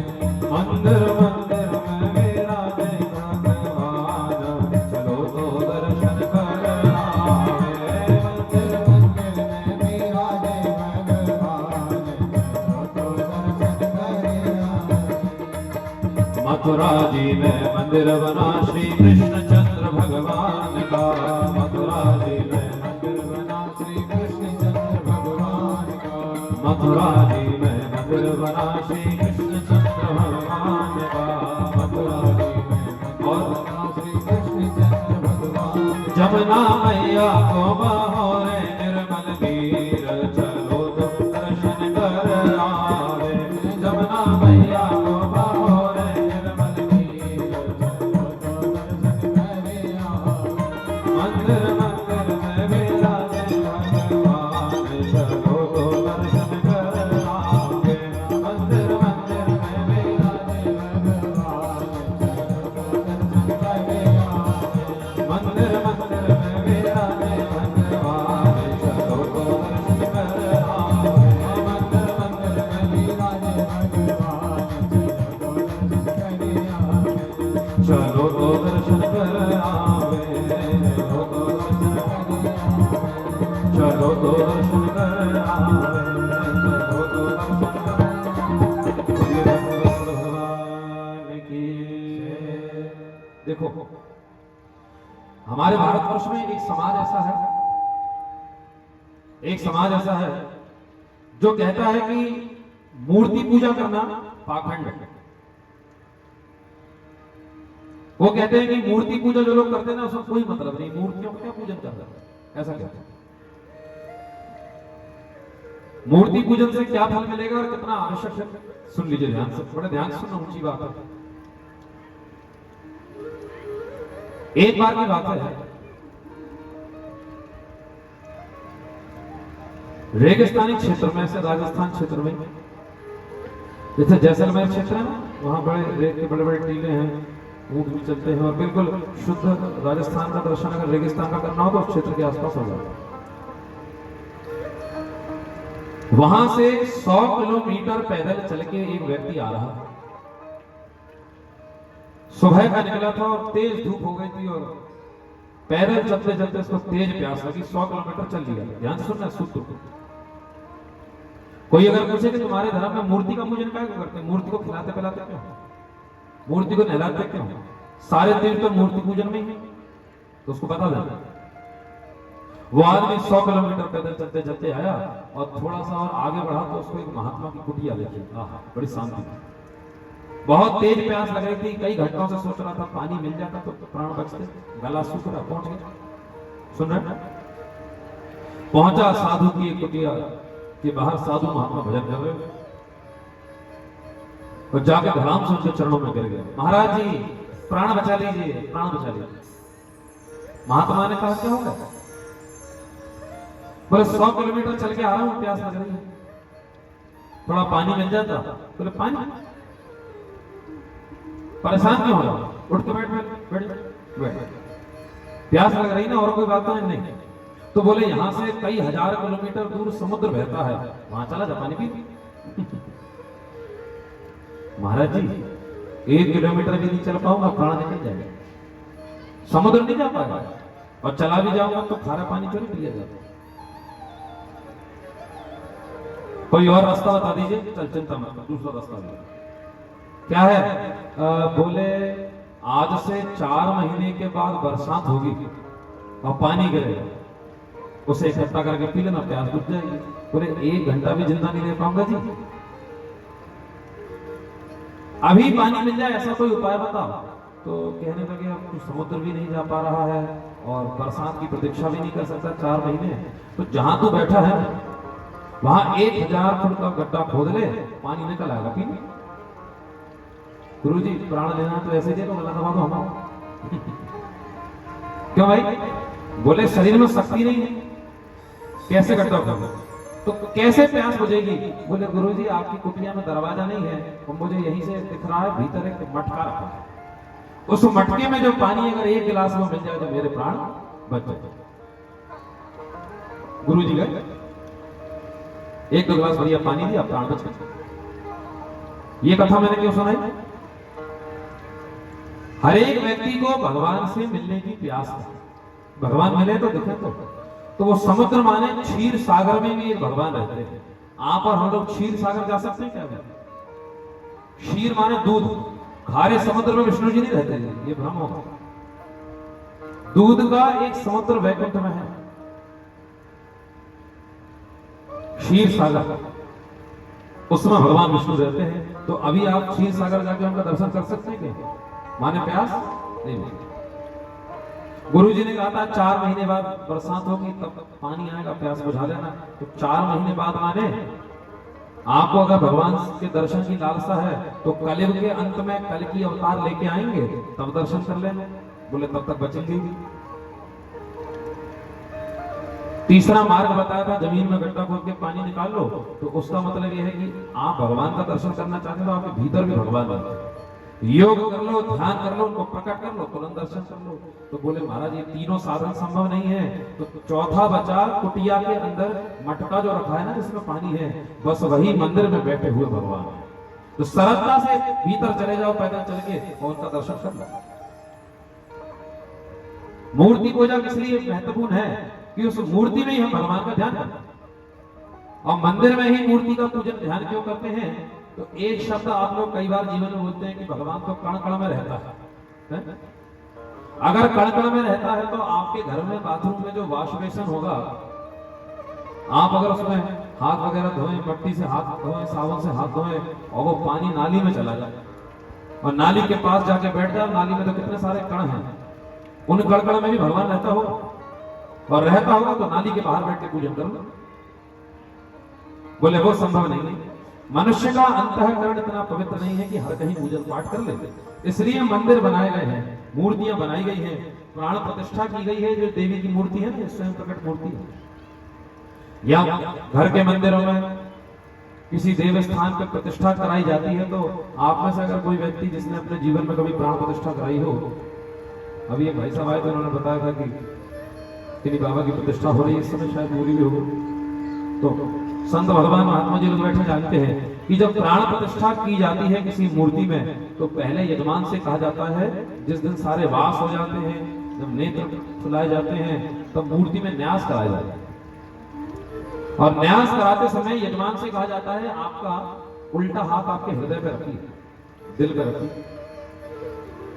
और दूसरा हाथ मूर्ति से छुआइए, क्योंकि हमारे प्राण कहां होते हैं? हमारे दिल में। यहां से प्राणों का संचार मूर्ति में करते हैं। और अगर आपको याद हो या कभी किया हो तो मंत्र बोला जाता है, ओम आम ह्रीम क्रोम यम रम लम वम शम सम सम हम सह शोहम स्वस्य पार्थ मूर्तिनाम प्राणा, ये प्राण आ गए। दूसरा पुष्प दिया जाता है, फिर न्यास कराए जाते हैं, ओम आम ह्रीम क्रोम यम रम लम वम शम सम सम हम सह शोहम स्वस्य धातु मूर्तिनाम या पार्थिव मूर्तिनाम जीव इह स्थितः। प्राण आ गए, जीव आ गए। हम उस मूर्ति में आंख नाक कान सभी की कल्पना करते हैं, ओम आम ह्रीम क्रोम यम रम लम वम शम सम सम हम सह शोहम स्वस्य धातु मूर्तिनाम या पार्थिव मूर्तिनाम सर्वेन्द्रियाणि वांग मनस्तक चक्षुः श्रोत घ्राण जिह्वा पाणिपाद पायस्थानी यह गत्या शुभम चिरम तिष्ठन्तु स्वाहा। ये मंत्र बोलते हैं तो तुरंत मूर्ति में प्राण आ जाते हैं और उसी मूर्ति में परमात्मा रहने लगते हैं। इसका पूजन सिद्ध पीठों में और तीर्थों में जाकर हम लोग करते हैं। और उन्हीं मूर्ति की दिन रात सेवा करना, यही वो मूर्ति अर्चना है। अगर आपके घर पे लड्डू गोपाल है माताओं, वो प्रेमियों ध्यान से, ठाकुर जी की मूर्ति है, कोई सुंदर विग्रह है और आप उनकी सेवा विधिवत करते हैं, तो उन भगवान में और उस मूर्ति में बिल्कुल भी अंतर नहीं है, रंच मात्र का अंतर नहीं है। वही परमात्मा तुम्हारे घर में बैठे। यहां तक कि अगर ब्रह्माणी माता मंदिर में आओ, देवी धाम में आओ, और अगर उस देवी धाम में आके देवी की कोई तस्वीर भी तुम लेकर जा रहे हो, तो ये भी चित्रपट का पूजन होता है। चित्रपट माने भगवान का स्वरूप। कई लोगों के घर में देखिए, जब जाए तो वो लोग जहां जाते हैं वहां से भगवान की फोटो ले आते हैं और इतना ढेर लगा लेते हैं कि फिर उनकी अवज्ञा होती है। ना तो उनको रोली चंदन लगा पाओ, ना तो इतना ये मत किया करो। मंदिर में जाके प्रणाम कर लो। एक आध स्वरूप अगर लेना हो तो छोटी सी तस्वीर ले गए, अगर व्यवस्था सेवा कर सके, और नहीं तो छोटा सा मंदिर है, इतने सारे भगवान बैठे हैं कि सब भगवान को चिपक चिपक के बैठना पड़ रहा है। मेरे कहने का मतलब यह है, मेरा मतलब है कि भगवान आपके जीवन में सहज हो जाए। सहज हो जाए माने घर में कोई तस्वीर कोई मूर्ति हो या नहीं हो, लेकिन आपके घर में घुसते ही पता लगता है कि यहाँ राम जी का भजन होता है, यहाँ ठाकुर जी की पूजन होती है, यहाँ श्याम बाबा का कीर्तन किया जाता है। क्यों? आपके आचार विचार से समझ में आएगा कि आप किनका पूजन करते हैं। श्रीमद् देवी भागवत में एक बड़ी सुंदर बात आई है, मूर्ति पूजन। और इसके विषय में किसी ने एक प्रश्न किया था कि गुरुजी आपने कहा था तांबे के बर्तन में भगवान को भोग नहीं लगाना चाहिए, तो क्यों नहीं लगाना चाहिए? तांबा तो जानो, तांबा सुन लीजिए, कथा सुनी नहीं होगी। कहां वर्णन है ये भी बता देते हैं। वाराह पुराण में यह सुंदर कथा आती है कि वाराह पुराण में एक दैत्य की कथा है, राक्षस, जिसका नाम था गुडाकेश। क्या नाम था? गुडाकेश नाम याद करना। गुडाकेश नाम का जो राक्षस था, जो दैत्य था, इसने भगवान विष्णु को प्रसन्न करने के लिए तपस्या की। राक्षस भी तपस्या करता है। तपस्या करी, भगवान नारायण को प्रसन्न कर लिया। भगवान नारायण प्रसन्न हो गए। भगवान ने कहा वरदान मांगो, तो बड़ा विचित्र वरदान मांगा कि हे भगवान विष्णु, अभी थोड़ी देर के बाद जब आप जाएंगे, आपके सामने हाथ जोड़ के सिर झुका के मैं खड़ा हो जाऊंगा, आप मेरे सिर को काट लेना। भगवान ने कहा पहला वरदान किसी ने मांगा मरने में? बोले हाँ भगवान, आपके हाथों से मरना चाहता हूं। गुडाकेश नाम था। भगवान ने कहा क्यों, इसमें क्या मिलेगा? बोले वरदान तो मैं अब मांग रहा हूं, जब मैं मर जाऊंगा तो मरने के बाद मेरे शरीर से तांबा नाम की धातु बन जाए, हड्डियां चांदी बन जाए, मेरा खून सोना बन जाए, और जो मांस है और शरीर के टुकड़े हैं वो तांबा बन जाए। तो भगवान ने कहा हाथ जोड़ के खड़े हो जाओ। इसने हाथ जोड़ के खड़ा हुआ, सिर झुकाया, भगवान ने चक्कर छोड़ा, सिर काट लिया। सिर काट के अलग कर दिया, इसका रक्त सोना बन गया, हड्डियां चांदी बन गई, और शरीर जो था, जो मांस था, जो टुकड़े थे, वो सब तांबा बन गए। भगवान ने कहा कि हे गुडाकेश, हम तुम पे प्रसन्न है 10,000 सालों की तपस्या से, इसलिए तुम्हें वरदान देते हैं कि तुम्हारा शरीर जो तांबा बन गया है, वो मेरे पूजन में सबसे पवित्र धातु बताई जाएगी। भगवान के पूजन में आप लोगों के घर में एक बर्तन होगा जिसको कहते हैं आचमनी पंचपात्र। इतनी बड़ी गिलासिया होती है और एक चम्मच होता है ना, उससे आचमन करते हैं, जल पीते हैं। आचमनी पंचपात्र यहाँ क्या कहते हैं? ठीक है, आप ध्यान से सुन लीजिए। अगर किसी के घर पे तांबे की आचमनी पंचपात्र की जगह पीतल की हो, अष्टधातु की हो, स्टील की हो या लोहे का कोई बर्तन हो और उससे अगर तुम आचमन करते हो तो वराह पुराण में लिखा हुआ है 100 सालों तक भी अगर मनुष्य पीतल, अष्ट धातु, स्टील या लोहे में या कांच में जल लेकर के आचमन करे तो 100 सालों तक भी पवित्र नहीं होगा। केवल और केवल तांबा और चांदी ये बर्तन भगवान के पूजन में होना चाहिए। और हे गुणाकेश, भगवान नारायण ने कहा, देवी ने कहा, तांबे के बर्तन में हमारी मूर्ति को रख करके अगर हमारा पूजन अभिषेक किया जाए तो मैं बहुत प्रसन्न होती हूँ। नारायण भगवान ने कहा बहुत प्रसन्न होता, लेकिन तू मेरा प्रिय पात्र है। एक बात और भगवान ने कही, अगर किसी बर्तन में गंगा जल रखा है, सोने के बर्तन में गंगा जल रखा है और तांबे के बर्तन में नल वाला जल रखा है, तो अभी गंगा जल से ज्यादा पवित्र तांबे में रखा हुआ वो जल होगा। पुराने लोग जानते हैं रात के समय में तांबे के बर्तन में पानी भर देते थे, सुबह उसको पीते थे। तांबे का इतना महत्व है। कभी ग्रहण काल हो तो ग्रहण के समय में माताएं करती ना, रसोई घर में सब चीजों में तुलसी डाल देती या कुसा डाल देती। ये भी नहीं कर पाओ और अगर तांबे के बर्तन में जल रखा हुआ है तो उस पर ग्रहण का प्रभाव नहीं होता है। लेकिन भगवान ने कहा उनके पूजन में तांबे का उपयोग सभी चीजों में किया जाएगा, परंतु तांबा इतनी पवित्र धातु है कि उसको जूठा नहीं किया जाता, इसलिए तांबे में अगर मुझे भोग लगाया जाएगा तो उस भोग को मैं स्वीकार नहीं करूंगा, क्योंकि मेरे भक्त गुडाकेश शरीर से बना है तो उसको मुंह से नहीं लगाऊंगा। भगवान उसको जूठा नहीं करते। तांबे में जल ग्रहण किया जा सकता है, लेकिन उसकी विधि है। आपने देखा होगा तांबे के लोटों में, बर्तनों में टोंटी लगी रहती, उसे सागर कहते थे, उससे जल पीते थे। आजकल तो तांबे के गिलास आने लगे और उसमें मुंह लगने लगा, पर तांबे में मुंह नहीं लगाया। जल पीने की विधि बताई गई है कि कभी भी तांबे के बर्तन को जूठा नहीं करना चाहिए। अगर जल पियो तो ऊपर से पीना चाहिए, और ऊपर से भी अगर खुद ने पी लिया है तो उस लोटे से किसी दूसरे को जल नहीं पिलाना चाहिए, वो भी जूठा माना जाता है। क्यों? क्योंकि मुंह से धार तो जुड़ी जाती है। साधुओं में इतनी शुद्धता रखी जाती है। यहाँ गुडाकेश का सुंदर चरित्र, तांबे की बात मैं कह रहा हूं। कल मैंने शायद कथा में कहा था गणेश जी के विषय में कि गणेश जी के पूजन में तांबा बहुत आवश्यक धातु है। तांबे की प्लेट में या ताम्रण में गणेश जी की मूर्ति को रख के अभिषेक करना चाहिए। तांबे के बर्तन में दूध वगैरह नहीं रखना चाहिए। लोग समझते हैं कि सुना है लोगों ने, ये दंत कथा चल रही है कि तांबे में अगर दूध रख दिया जाए तो विष बन जाता है। विष नहीं बनता। 2 घड़ी माने 48 मिनट तक अगर उसमें दूध रखा रहे तो मदिरा के लक्षण उसमें आ जाते हैं, फिर पीने लायक नहीं बचते। तुरंत है तो तुरंत देख सकते हैं। तो सुंदर वर्णन गुडाकेश के चरित्र का नैवेद्य का बताएगा।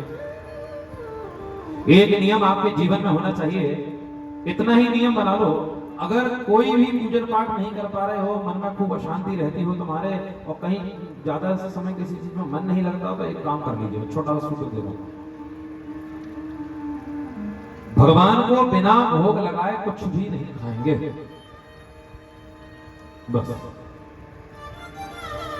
उच्चिष्ट भोजनो दासा, भगवान का वचन है, उच्चिष्ट भोजनो दासा तब माया जय मही।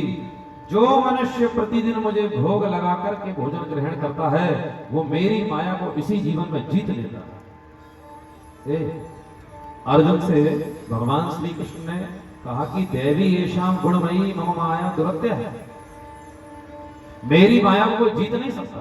अर्जुन ने कहा आप ही की माया है, आप ही कह रहे हैं नहीं जीत सकते, कोई उपाय बताइए। तो भगवान ने धीरे से अर्जुन के कान में ये बात बोली, मामेव ये प्रपद्यन्ते माया मेताम तरन्ति ते गीता जी में। जो मनुष्य मेरी शरण में आ जाएगा वो मेरी माया को जीत लेगा। और भगवान की शरण ग्रहण करने का एक तरीका है कि रोज भगवान को भोग लगाइए। बिना भोग लगाया भगवान खाना ही नहीं।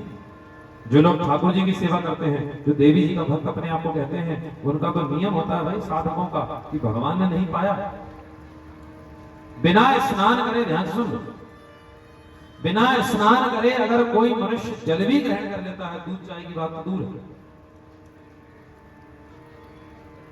अन्न और जल ग्रहण कर ले, बिना स्नान करे, बिना दांतों को मांझे, बिना दांत साफ किए, बिना स्नान किए, बिना गुरु मंत्र जपे, उस मनुष्य को मल मूत्र खाने का दोष लगता है।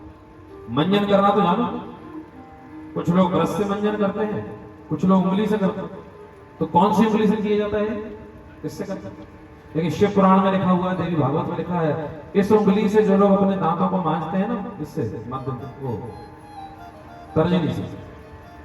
उन लोगों को मलमूत्र खाने का दोष लग जाता है, दांत साफ तो होता नहीं, पाप और लग जाता है। तो कौन सी उंगली से मांजे?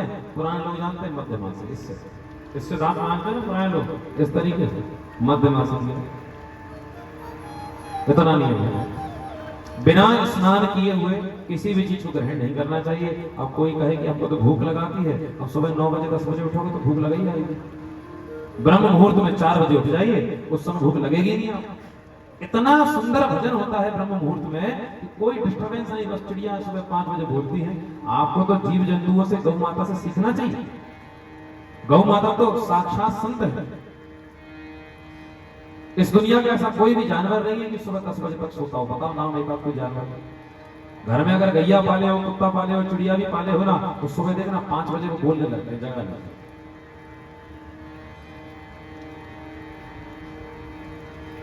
ब्रह्म मुहूर्त में उठ करके भगवान के भजन में लग जाना चाहिए।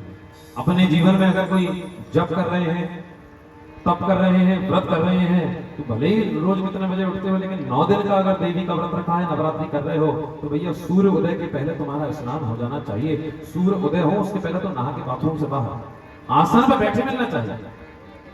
सूर्य नारायण भगवान आए तो तब तक तुम्हारी माला होती रहनी चाहिए। श्रेष्ठ भजन है। और अगर कोई मनुष्य सूर्य उदय के बाद भी सोता रहता है, संध्या गायत्री भजन नहीं करता, तो अभी तक का उसका किया हुआ सारा भजन नष्ट हो जाता है। इसका श्लोक भी, ब्रह्म मुहूर्त या निद्रा सा पुण्य क्षय कारिणी। ब्रह्म मुहूर्त में अगर सोते रह जाएं, सारे पुण्य का क्षय हो जाता है। इसलिए ब्रह्म मुहूर्त में उठ करके देवी की साधना, भजन पूजन करना चाहिए। नैवेद्य के विषय में, शुचिता के विषय में, नियमों के विषय में कह रहा है। बड़ा सुंदर वर्णन देवी भागवत में आया है। एक नियम अपने जीवन में बनाइए कि भगवान को बिना भोग लगाए कुछ नहीं खाएंगे। जल्दी सुबह उठ जाइए, बाल भोग बनाइए, और भगवान को जब भोग प्रसाद बनाओगे तो आप प्याज लहसुन का थोड़ी भोग लगाओ, साधारण चीज बनाओगे ना, तो भगवान के भोग के साथ साथ ये नियम बन जाएगा कि तुम्हारा प्याज लहसुन भी छूट जाएगा। अब एक बात बताइए, क्या भगवान श्री कृष्ण को, क्या दुर्गा देवी को प्याज लहसुन का भोग लगता है? बोलो नहीं। और आपके घर में दुर्गा जी की सेवा, ब्रह्माणी माता की सेवा, या भगवान श्री कृष्ण ठाकुर जी की सेवा विराजमान है, लेकिन उनको प्याज लहसुन का भोग लगता नहीं है। और हम लोग प्याज लहसुन खाते हैं क्या? बोल दो, खाते तो खाते। तो इसका मतलब हमको भगवान से प्रेम थोड़ी है, हमको तो प्याज लहसुन से प्रेम है। अगर भगवान से प्रेम होता तो भैया जो चीज मेरे भगवान को प्रिय नहीं है वो मैं थोड़ी खाऊंगा। धीरे धीरे अपने आहार को शुद्ध करिए।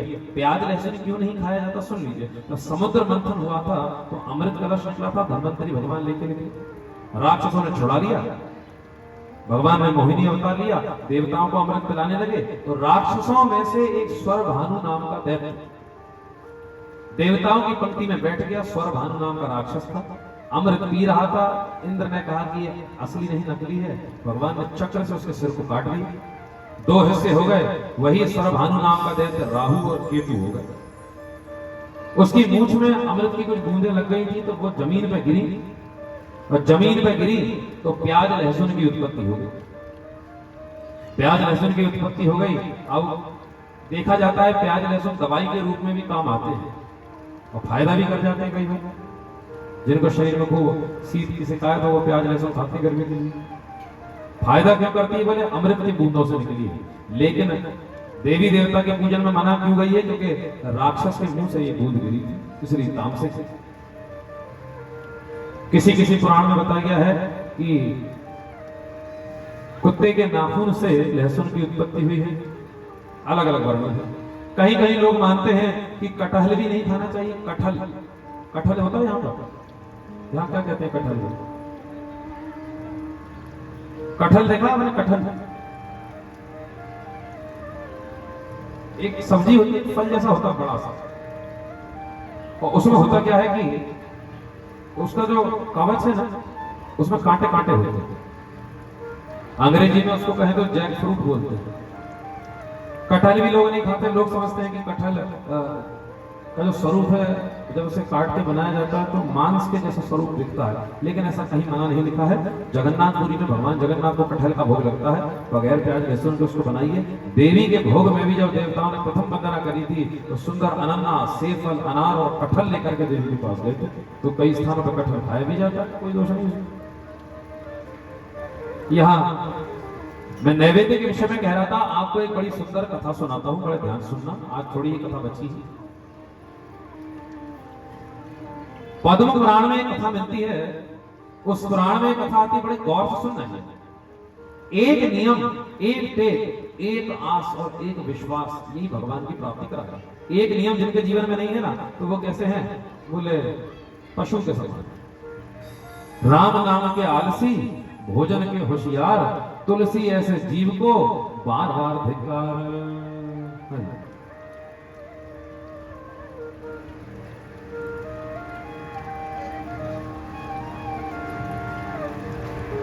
बोली दुर्गे महारानी की। हमारे परम सहयोगी श्री कांत सिंह जी, कल जब हम लोग देशनों गए थे तो यहां से गए थे तो महेंद्र की गाड़ी चला रहे थे, दूसरे वाले महेंद्र जी, तो वो 125 130 की गति पे गाड़ी चला रहा था, अच्छी तेज गाड़ी चला रहे थे। तो गाड़ी तेज चला रहे थे तो हमको तो बीच में महाराज जी की कथा हम सुन रहे थे कार में, और थोड़ी सी हमको नींद भी लगी, थके थे, एकदम उतर के कहीं जाना होता नहीं है, इसलिए निवेदन कुछ लोगों ने कहा महाराज जी कल सुबह सालासर धाम चले, हमने कहा अब नहीं जाता हूँ कहीं, क्योंकि यहाँ से हमको घर पहुँचने के लिए भी लगभग 26 घंटे का सफर करना है, और निरंतर हम बैठे भी रहते हैं, भजन भी रहता है, अनंत चतुर्दशी भी है, रात्रि हमको देर भी हो जाएगी भजन करते हैं। तो अब मेरा आपको एक निवेदन है जी, छोटे भाई का एक निवेदन है कि अब मैं बस केवल पुजारियों के घर, जिन लोगों के घर में जाना है वहीं जा पाऊंगा, नगर के बाहर गाड़ी से यात्रा हम कर नहीं पाएंगे क्योंकि लंबा सफर होगा। ये मैंने इसलिए यहाँ कह दिया क्योंकि कमरा में मना करेंगे, आज आपसे कहते हैं अरे चलना, चलो गाड़ी तैयार है बच्चा। कल हम गए थे, रात का समय हो गया, तो श्री भाई साहब बैठे, उन्होंने महेंद्र जी से कहा कि अब गाड़ी धीमी चलाना, लौटते में रात हो गई।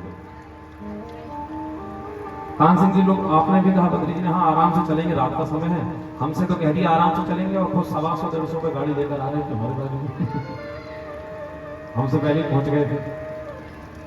बड़ा सुंदर संयोग बना। मैं खूब धन्यवाद करना चाहूँगा, मेरा खूब मन था करणी माता का दर्शन करने का, पर लोगों ने कहा 3 घंटा लगेगा, 3.5 घंटा लगेगा, लेकिन 2 घंटे में हम लोग पहुंच गए, 1.25-2 घंटा में। और अब जीवन में दर्शन होगा तब होगा, लेकिन कल दर्शन बड़ा सुंदर लगेगा। पहुंचते ही प्रथम सफेद चूहे का दर्शन हो गया, भगवती का दर्शन, आरती में हम लोग सम्मिलित हो गए, बड़ी कृपा। कहीं किसी स्थान पर भगवान की इतनी तो कृपा है कि किसी स्थान के विषय में जब हम सुनते हैं, जैसे किसी ने कहा महाराज जी उस स्थान पर ये विशेष है, उसका दर्शन हो जाए तो अच्छा होता है, तो मैं सच्ची सच्ची कहूँ आज तक जितनी भी जगह में गया उन दुर्लभ चीजों का दर्शन मुझे पहली बार में हो जाता है, इसलिए हमको आश्चर्य नहीं है, इतनी कृपा हमको ठाकुर जी ने कर रखा है। महाकाल भी पहुंचते हैं तो भस्म आरती मिल जाती है, गर्भगृह में दर्शन हो जाता है। जगन्नाथ जी भी हम जब पहुंचे, आहा, जगन्नाथ जी का दिव्य दर्शन, ध्वजा दर्शन, वो भी हमको प्रथम बार में हो गया। तो मैं निवेदन कर रहा था, बड़े ध्यान से आप लोग सुनिए। पद्म पुराण में कथा आती है, ये मैं कथा इसलिए सुना रहा हूं, एक नियम भगवान की प्राप्ति कैसे करा देगा। और आज की कथा में एक ही सूत्र में देना चाहूंगा भैया, इस कथा से अगर तुमने कोई चीज ग्रहण नहीं करी, एक सूत्र जीवन में नहीं लेकर आए, तो 9 दिन आपने महाराज केवल प्रैक्टिस करिए, ओनली प्रैक्टिस। ग्रंथ का नाम भी बता देते हैं, पद्म पुराण। पद्म पुराण में कथा आती है, बड़े भाव की कथा। पद्म पुराण में जो चरित्र है वो है चक्रित नाम के भील का। एक भील था, अब उठ के जाना है, बैठना सुनना। चक्रित नाम का एक भील था, भील माने जिस जाति की सबरी थी, कौल भील होते हैं, ये भील थे। केवल दिन रात जानवरों को मारने का काम करता था, धनुष बाण लेकर। और एक वन में रोज शिकार करने जाता, रोज शाम को 1-2 हिरण, 1-2 जानवरों को मार कर ले आता, उसका मांस खा लेता। इसका नाम ध्यान रखिएगा, नाम था चक्रिक। क्या नाम था? चक्रिक। वो माताओं भैया और बच्चों को भी सुनाना, एक नियम कितना तुमको प्रबल कर देगा भक्ति। चक्र के नाम का भील था, पूजन पाठ को जानता ही नहीं था, कुल वंश में भी किसी ने कोई पूजन पाठ मंत्र लिया नहीं, स्नान ध्यान भी कई महीनों नहीं करता, आहार भी अशुद्ध था। एक बार की बात है, इसने देखा कि जिस जंगल में है रोज शिकार करने जाता है, आखेट के लिए जाता है। उसी वन में एक महात्मा जी कुटिया बना के रहने लगे। साधु का आगमन, साधु आ गए, कई महीनों तक कुटिया बना के श्री राम जय राम जय जय राम, श्री राम जय राम जय जय राम करते हैं। गुरु जी के पास पहुंच गया। चक्रक ने देखा कि ये महात्मा पूरी दुनिया का कल्याण करते हैं, मेरे लिए भी कल्याण की कोई बात इनके पास होती थी, मैं तो पढ़ा लिखा हुई नहीं। पहुंच गया गुरु जी के पास। महात्मा जी नमस्ते। हाँ बोलो। कौन हो? बोले अपना नाम चक्रक है। क्या करते हो? बोले दिन भर शिकार करते हैं, जंगल में कहीं रहते हैं, कुटिया बना झोपड़ी में। तो हमारे पास क्या है? महात्मा ने कहा स्नान ध्यान करते नहीं हो, पूजन पाठ जानते नहीं हो, यहाँ क्या कर रहे हो? शिकार करो जाओ। जो अच्छे महात्मा होते हैं ना, वो बहुत जल्दी सीख नहीं देते, बहुत जल्दी चेला नहीं बनाते। इन्होंने कहा कि जाओ शिकार करो फिर। बोले गुरुजी जीवन भर से शिकार कर रहा हूं, मेरे कल्याण की कोई बात है क्या आपके पास? गुरुजी ने कहा कल्याण चाहता है? हाँ हाँ। एक नियम बताऊंगा, करेगा? हाँ गुरुजी कर लूंगा, पर ज्यादा कठिन मत बताना, अपने को ज्यादा कुछ आता नहीं। तो बोले ठीक है, कल सुबह सुबह आना नहा धो, और ये सब जो तुम कपड़ा वपड़ा पहने बदल के आना, सब खून में लथपथ हो रहा है, शिकार करता बढ़िया साफ सुथरे तरीके से धनुष बाण कर रख के आना। अगले दिन सुबह सुबह जल्दी उठ गया, मन में लगन थी, स्नान किया और स्नान करके सुबह सुबह गुरुजी के पास पहुंचा। गुरुजी माला कर रहे थे, संध्या कर रहे थे, तो गुरुजी ने कहा हाथ दिखा दिया, बैठो बैठ बैठ। 1 घंटा बैठा रहा। अब पूछा गुरुजी मेरे लिए कोई आप चीज बताने वाले थे? तो गुरुजी ने कहा इसको क्या दूंगा, लेकिन कल्याण चाहते थे महात्मा। तो उन्होंने क्या किया, अपने थैले में से एक काला सा गोल मटोल पत्थर निकाला, काला काला गोल मटोल पत्थर, और निकाल कर वो शालिग्राम जी नहीं देते, ऐसी नदी में से एक पत्थर सुबह सुबह ले आए थे इसको देने। तो बोले एक कपड़ा में ऐसे करके उन्होंने इसको रख लिया लपेट के, और बोले इधर आओ चक्कर, ये जो है ना मालूम है कौन?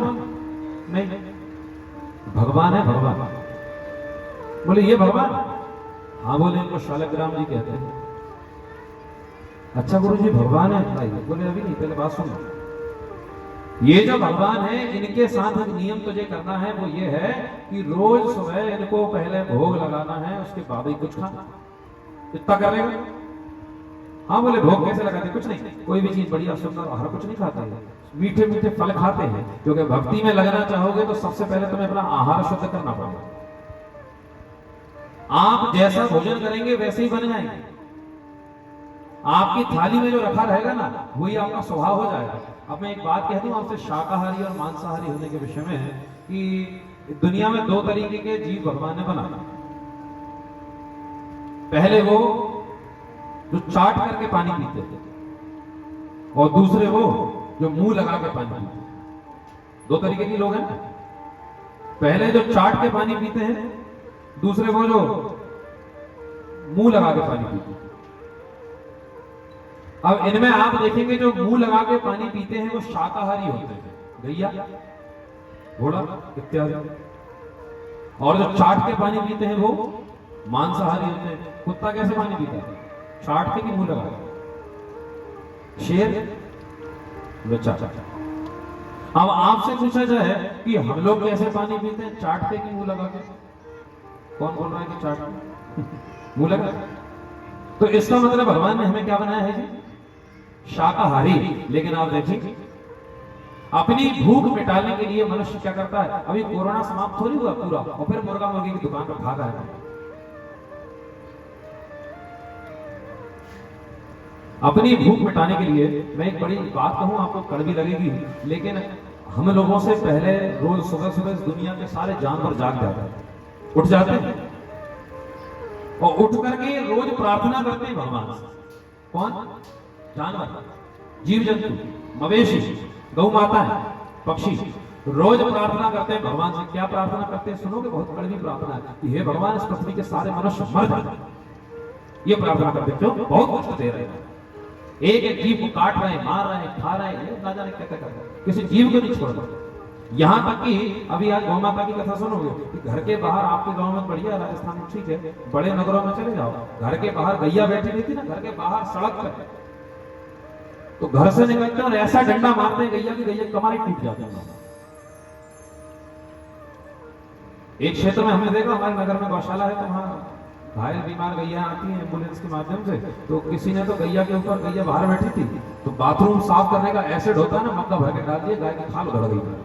ऐसे लोग बताओ कैसे दुष्ट लोग। कभी किसी चीज का तुम पालन पोषण करो, किसी चीज को पालो, तो भगवान से कहो भगवान मुझे इतना देना जिसको मैं पाल सकूं।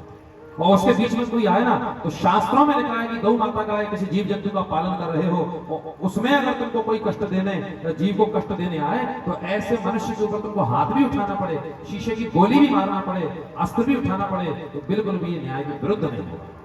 गौ माता के लिए आपके हरियाणा क्षेत्र में देखिए, ट्रकों से जब गैयाओं को कोई ले जाता है, तो आप बता रहे थे ना कि उसको गाड़ी से उतार के मारते काटते हैं, हत्या भी कई लोगों ने करते हैं। सभी जीवों में दया करिए, आहार को शुद्ध करिए।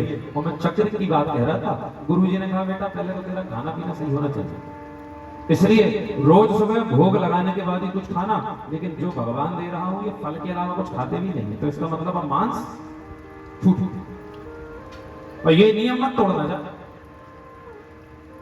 इतना करना तेरा कल्याण हो जाएगा। क्योंकि मैं आज शाम को जा रहा हूं और फिर कभी मिलूंगा नहीं, क्योंकि मैं ऐसा साधु हूं, एक बार जिस जगह से चला जाता हूं दोबारा आता नहीं, वो भगवान ही थे महाराज और कौन। चले सुबह सुबह अगले दिन उठा, उन भगवान को इसने जाकर के छोटे से झोपड़ी में रखा था, उसके अलमारी के कोने में रख दिया, कपड़ा में रख दिया, भगवान को रख दिया। और सुबह सुबह उठा, नहाया, जंगल में दौड़ कर गया, और जंगल में जो लोग रहते हैं उन्हें देख के ही पता लग जाता है कौन से फल मीठे हैं कौन से खट्टे, अनुभव हो जाता है।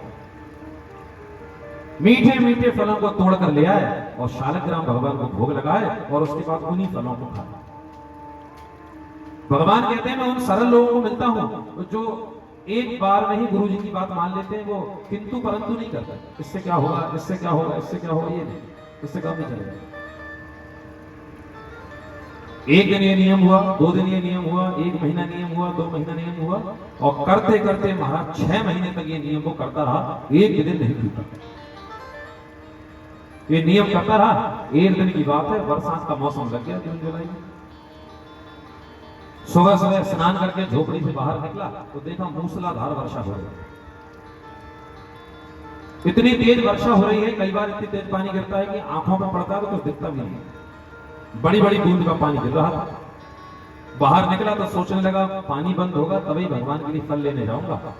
सुन रहे, तभी फल लेने जाऊंगा। और तब तक कुटिया में बैठा रहा, पूरा दिन पूरी रात पानी गिरा, जा ही नहीं पाया, खुद भी भूखा, भगवान भी भूखे। सोचा चलो आज व्रत हो गया, एक दिन बिना कुछ खाए से अगले दिन चला जाऊंगा। तो अगले दिन भी बहुत तेज वर्षा हो रही थी, तो बाहर जा नहीं पाया फल लेने, खुद भी भूखा, भगवान भी। 2 दिन भूखा प्यासा था, तीसरा दिन आया और तीसरे दिन भी महाराज, तीसरे दिन भी बहुत तेज पानी गिर रहा था। तीसरे दिन भी बाहर नहीं जा पाया, खुद भी भूखा और भगवान भी भूखे। ध्यान सुनिए, चौथे दिन पानी बंद हुआ, पहले कम हुआ फिर बंद हुआ, तो तुरंत दौड़ के बाहर निकला। और जैसे ही बाहर निकला तो इसने देखा इतना तेज पानी गिरा था। कई बार इतना पानी गिरता है ना, पेड़ पे जितने भी फल लगे होते हैं वो भी गल के गिर जाते हैं, पत्ते भी गल जाते हैं। किसी भी पेड़ पर एक भी फल नहीं लगा था। चक्रिक ने देखा तो करूं क्या खाऊं क्या खिलाऊं, और दूर निकल गया 2 किलोमीटर 3 किलोमीटर दूर जंगल में पैदल पैदल पैदल फलों को ढूंढने कि नियम खराब हो जाएगा। मैं तो ठीक, वो भूखे बैठे हैं और गुरु जी ने कहा था भूखे मत रखना, तो 3 दिन से भूखे बैठे, मैं करूं क्या?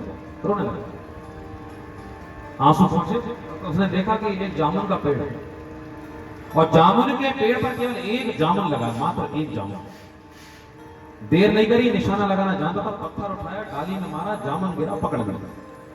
पकड़ करके बहुत पसंद हुआ, आपको बड़ी कृपा हुई, एक जामुन को मिल गया और जल्दी से जाके भोग लगाऊंगा, नियम करूंगा। जाकर के जैसे ही कुटिया में पहुंचा तो कुटिया में पहुंच के भगवान को भोग लगाने वाला था, जामुन को धो लिया, पर इसने सोचा कि जामुन तो एक ऐसा फल है, जामुन होता है क्या राजस्थान में, है? काला काला सा जामुन। तो इसने सोचा जामुन एक ऐसा फल है जो खट्टा भी होता है, मीठा भी होता है। और गुरुजी ने कहा था कि भगवान को मीठे फल का ही भोग लगाना, लेकिन अगर ये जामुन खट्टा हुआ तो उस जामुन के ऊपर एक डंठल थी, डंडी थी, और उसमें थोड़ा थोड़ा जामुन का रस लगा था। तो उसने कहा इसको चाट के देख लेता हूं।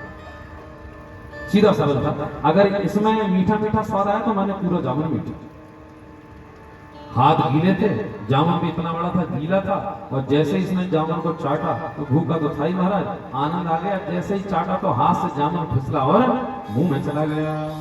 जैसे ही मुंह में चला गया, घबरा गया तो महाराज वो जामुन गले के नीचे जाने लगा। इसने अपने गले को, पद्म पुराण में वेद व्यास जी लिख रहे हैं, जैसे ही गले में नीचे उतरने लगा वो जामुन, वेद व्यास जी लिख रहे हैं, तावत सभ्येन हस्तेन गल रंध्रम भवत सा। सभ्य हस्त माने उल्टा हाथ, उल्टे हाथ से उसने अपने गले को पकड़ लिया। तावत सभ्येन हस्तेन गल रंध्रम भवत सा, पकड़ लिया, सांस रोक ली, जामुन वहीं अटक गया। और बिना देर किए, शिकारी तो था ही, एक छोटा सा कटार रखी थी, चाकू जैसी चीज थी, निकाला तो गले में से चीरा मारा। वो गले को चीर करके हाथ डाल के, डरता तो था ही नहीं शिकारी। तावत सभ्येन हस्तेन गल रंध्रम भवत सा, इसने अपने गले को पकड़ा, गले को चीरा, जामुन को बाहर निकाला। अब वो खून में लथपथ जामुन, तो यहाँ चक्कर आ रहा है, प्राण निकलने वाले, प्राण तो निकल ही जाएंगे ना जब कंठ कट जा रहा है। लेकिन वो नियम नहीं टूटना चाहिए, भले ही प्राण निकल जाए। उसी खून में लगकर जामुन को भगवान के सामने रखा, और जैसे ही जल घुमाया और धड़ाम से भूमि पर गिरने लगा, उसी पत्थर के टुकड़े में से भगवान प्रकट हो गए और उन्होंने चक्र को थाम लिया और थाम करके उसको अपने हृदय से लगा दिया। मां के लिए चक्र क्या चाहता, ब्रह्मत्वम्बा शिवत्वम्बा विष्णुत्वम्बा विधीयते। तू कहे तो आज मैं तुझे ब्रह्मा बना दूं, तुझे शिव बना दूं, तू कहे तो विष्णु बना दूं। क्या चाहिए बोल? एक नियम जो तूने किया उसने तेरे दिल को जीत लिया। ब्रह्मत्वम्बा शिवत्वम्बा विष्णुत्वम्बा विधीयते। मांग ले तो कहने लगा भगवान ये नियम जीवन पर बना रहे और आप ऐसे ही रोज भोग लगाने मेरे पास आते रहे। बोलिए भक्तवत्सल भगवान की। एक नियम जीवन में बनाइए, वो नियम आपकी पहचान बन जाए। आप लोग बता रहे थे ना कि गुरुजी हमारे यहाँ मंदिर में पुराने लोग ऐसे जुड़े थे या ऐसे थे जिनको इष्ट सिद्ध था, कोई निरंतर आते थे, देवी का दर्शन करते थे, तो उनके नियम की चर्चा है ना। तो आप भी किसी के लिए उदाहरण बन जाइए जीवन में। ऐसा नियम करिए कि ब्रह्माणी माता मंदिर में जब देवी भागवत हुई उसके बाद जो मंदिर में सुंदर क्रम चला, तो आज तक वो क्रम चला। और आज मुझे बड़ा सुंदर लगा कि पुजारी परिवार में अधिकतर लोगों ने आज धोती धारण करी है, सभी ने पाग धारण करी है, सुबह से ही चंदन लगा करके आप लोग सुंदर दर्शन, अब लग रहा है बिल्कुल बढ़िया पुजारी। सुंदर कल आपने कन्याओं का विधिवत पूजन किया, यहाँ पर आचार्यों का, संतों का पूजन। बस यही सारी चीजें हैं जो हमने कथाओं में अगर धारण नहीं करी तो कथा खाली। श्रीमद् देवी भागवत में एक दो कथाएं और शेष है, ध्यान से सुन लीजिए। मैं विलक्षण कथा आपको सुना रहा हूँ। 2 दिन से लोग कह रहे थे महाराज जी आपने कहा था 8 दिन एक मंत्र बताएंगे देवी भागवत में से, सुंदर सरल जो सभी साधनों के लिए होगा। कथा के क्रम में कथा का विस्तार होता गया, तो इसलिए आज उस क्रम को हम बताते हैं। बड़े ध्यान से सुनिएगा, बहुत गौर से सुनना, और जहां कहीं गौशालाएं हो वहां पर ये चीज को जरूर लिखवाइए। गौलोक में एक बार भगवान श्री कृष्ण और राधा रानी रास कर रहे थे, भ्रमण कर रहे थे। रास माने गरबा, आपने देखा गरबा, डांडी, इसे कहते हैं रास करना, जिसमें रस बरसे वो रास। तभी आप लोग मुंबई गए और आपसे पूछा भाई मुंबई कैसा लगा, तो बोले हमको रास नहीं आया। रास माने अच्छा नहीं लगा, और जिसमें रस बहता हो, रस हो वैसा होगा रास। राधा रानी के साथ ठाकुर जी भ्रमण कर रहे थे, रास कर रहे थे, रास कर रहे थे गोलोक में। उसी समय भगवान श्री कृष्ण को भूख लगी, और ठाकुर जी को जब भूख लगती है, ठाकुर जी को जब भूख लगती है तो उनके दूध पीने की इच्छा होती है। भगवान की दूध पीने की इच्छा हुई। उसी समय उस गौलोक में, बड़े ध्यान से सुनो,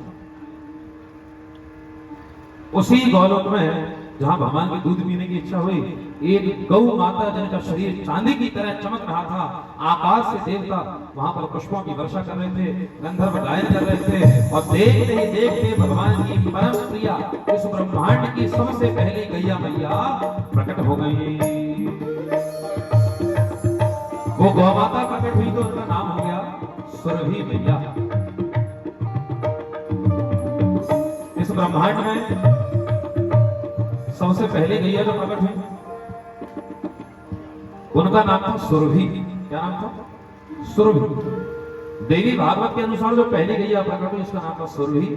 सुरभि गैया अपने साथ एक बछड़े को लेकर आई थी, उसका नाम था मनोरथ।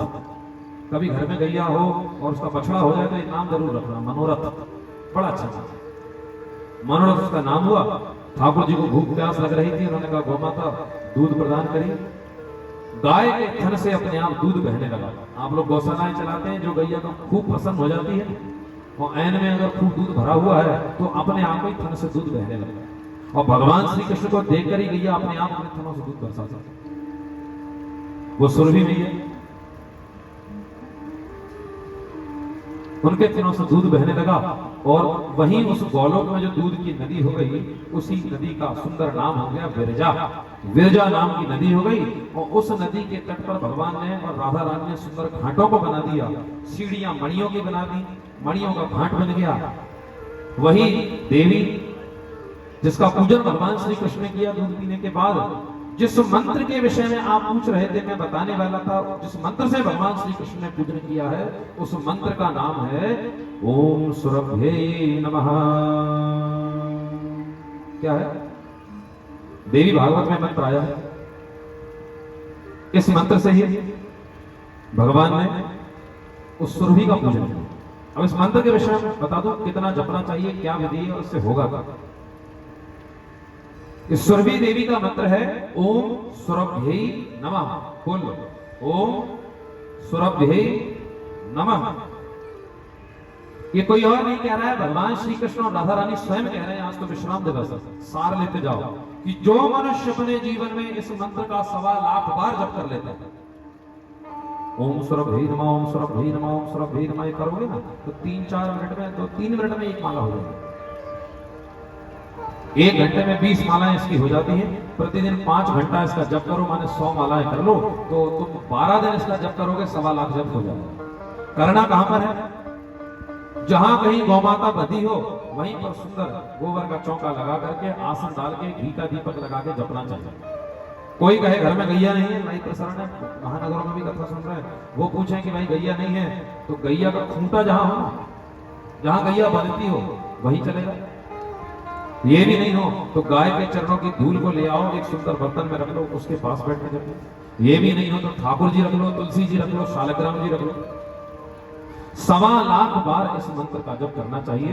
क्या मिलता है तो यहां जो लिखा है वही कह देता हूं। जो मनुष्य इस षडक्षर मंत्र का जप करता है, 1.25 लाख बार जप कर लेता है, उसके लिए यह मंत्र कल्प वृक्ष हो जाता है।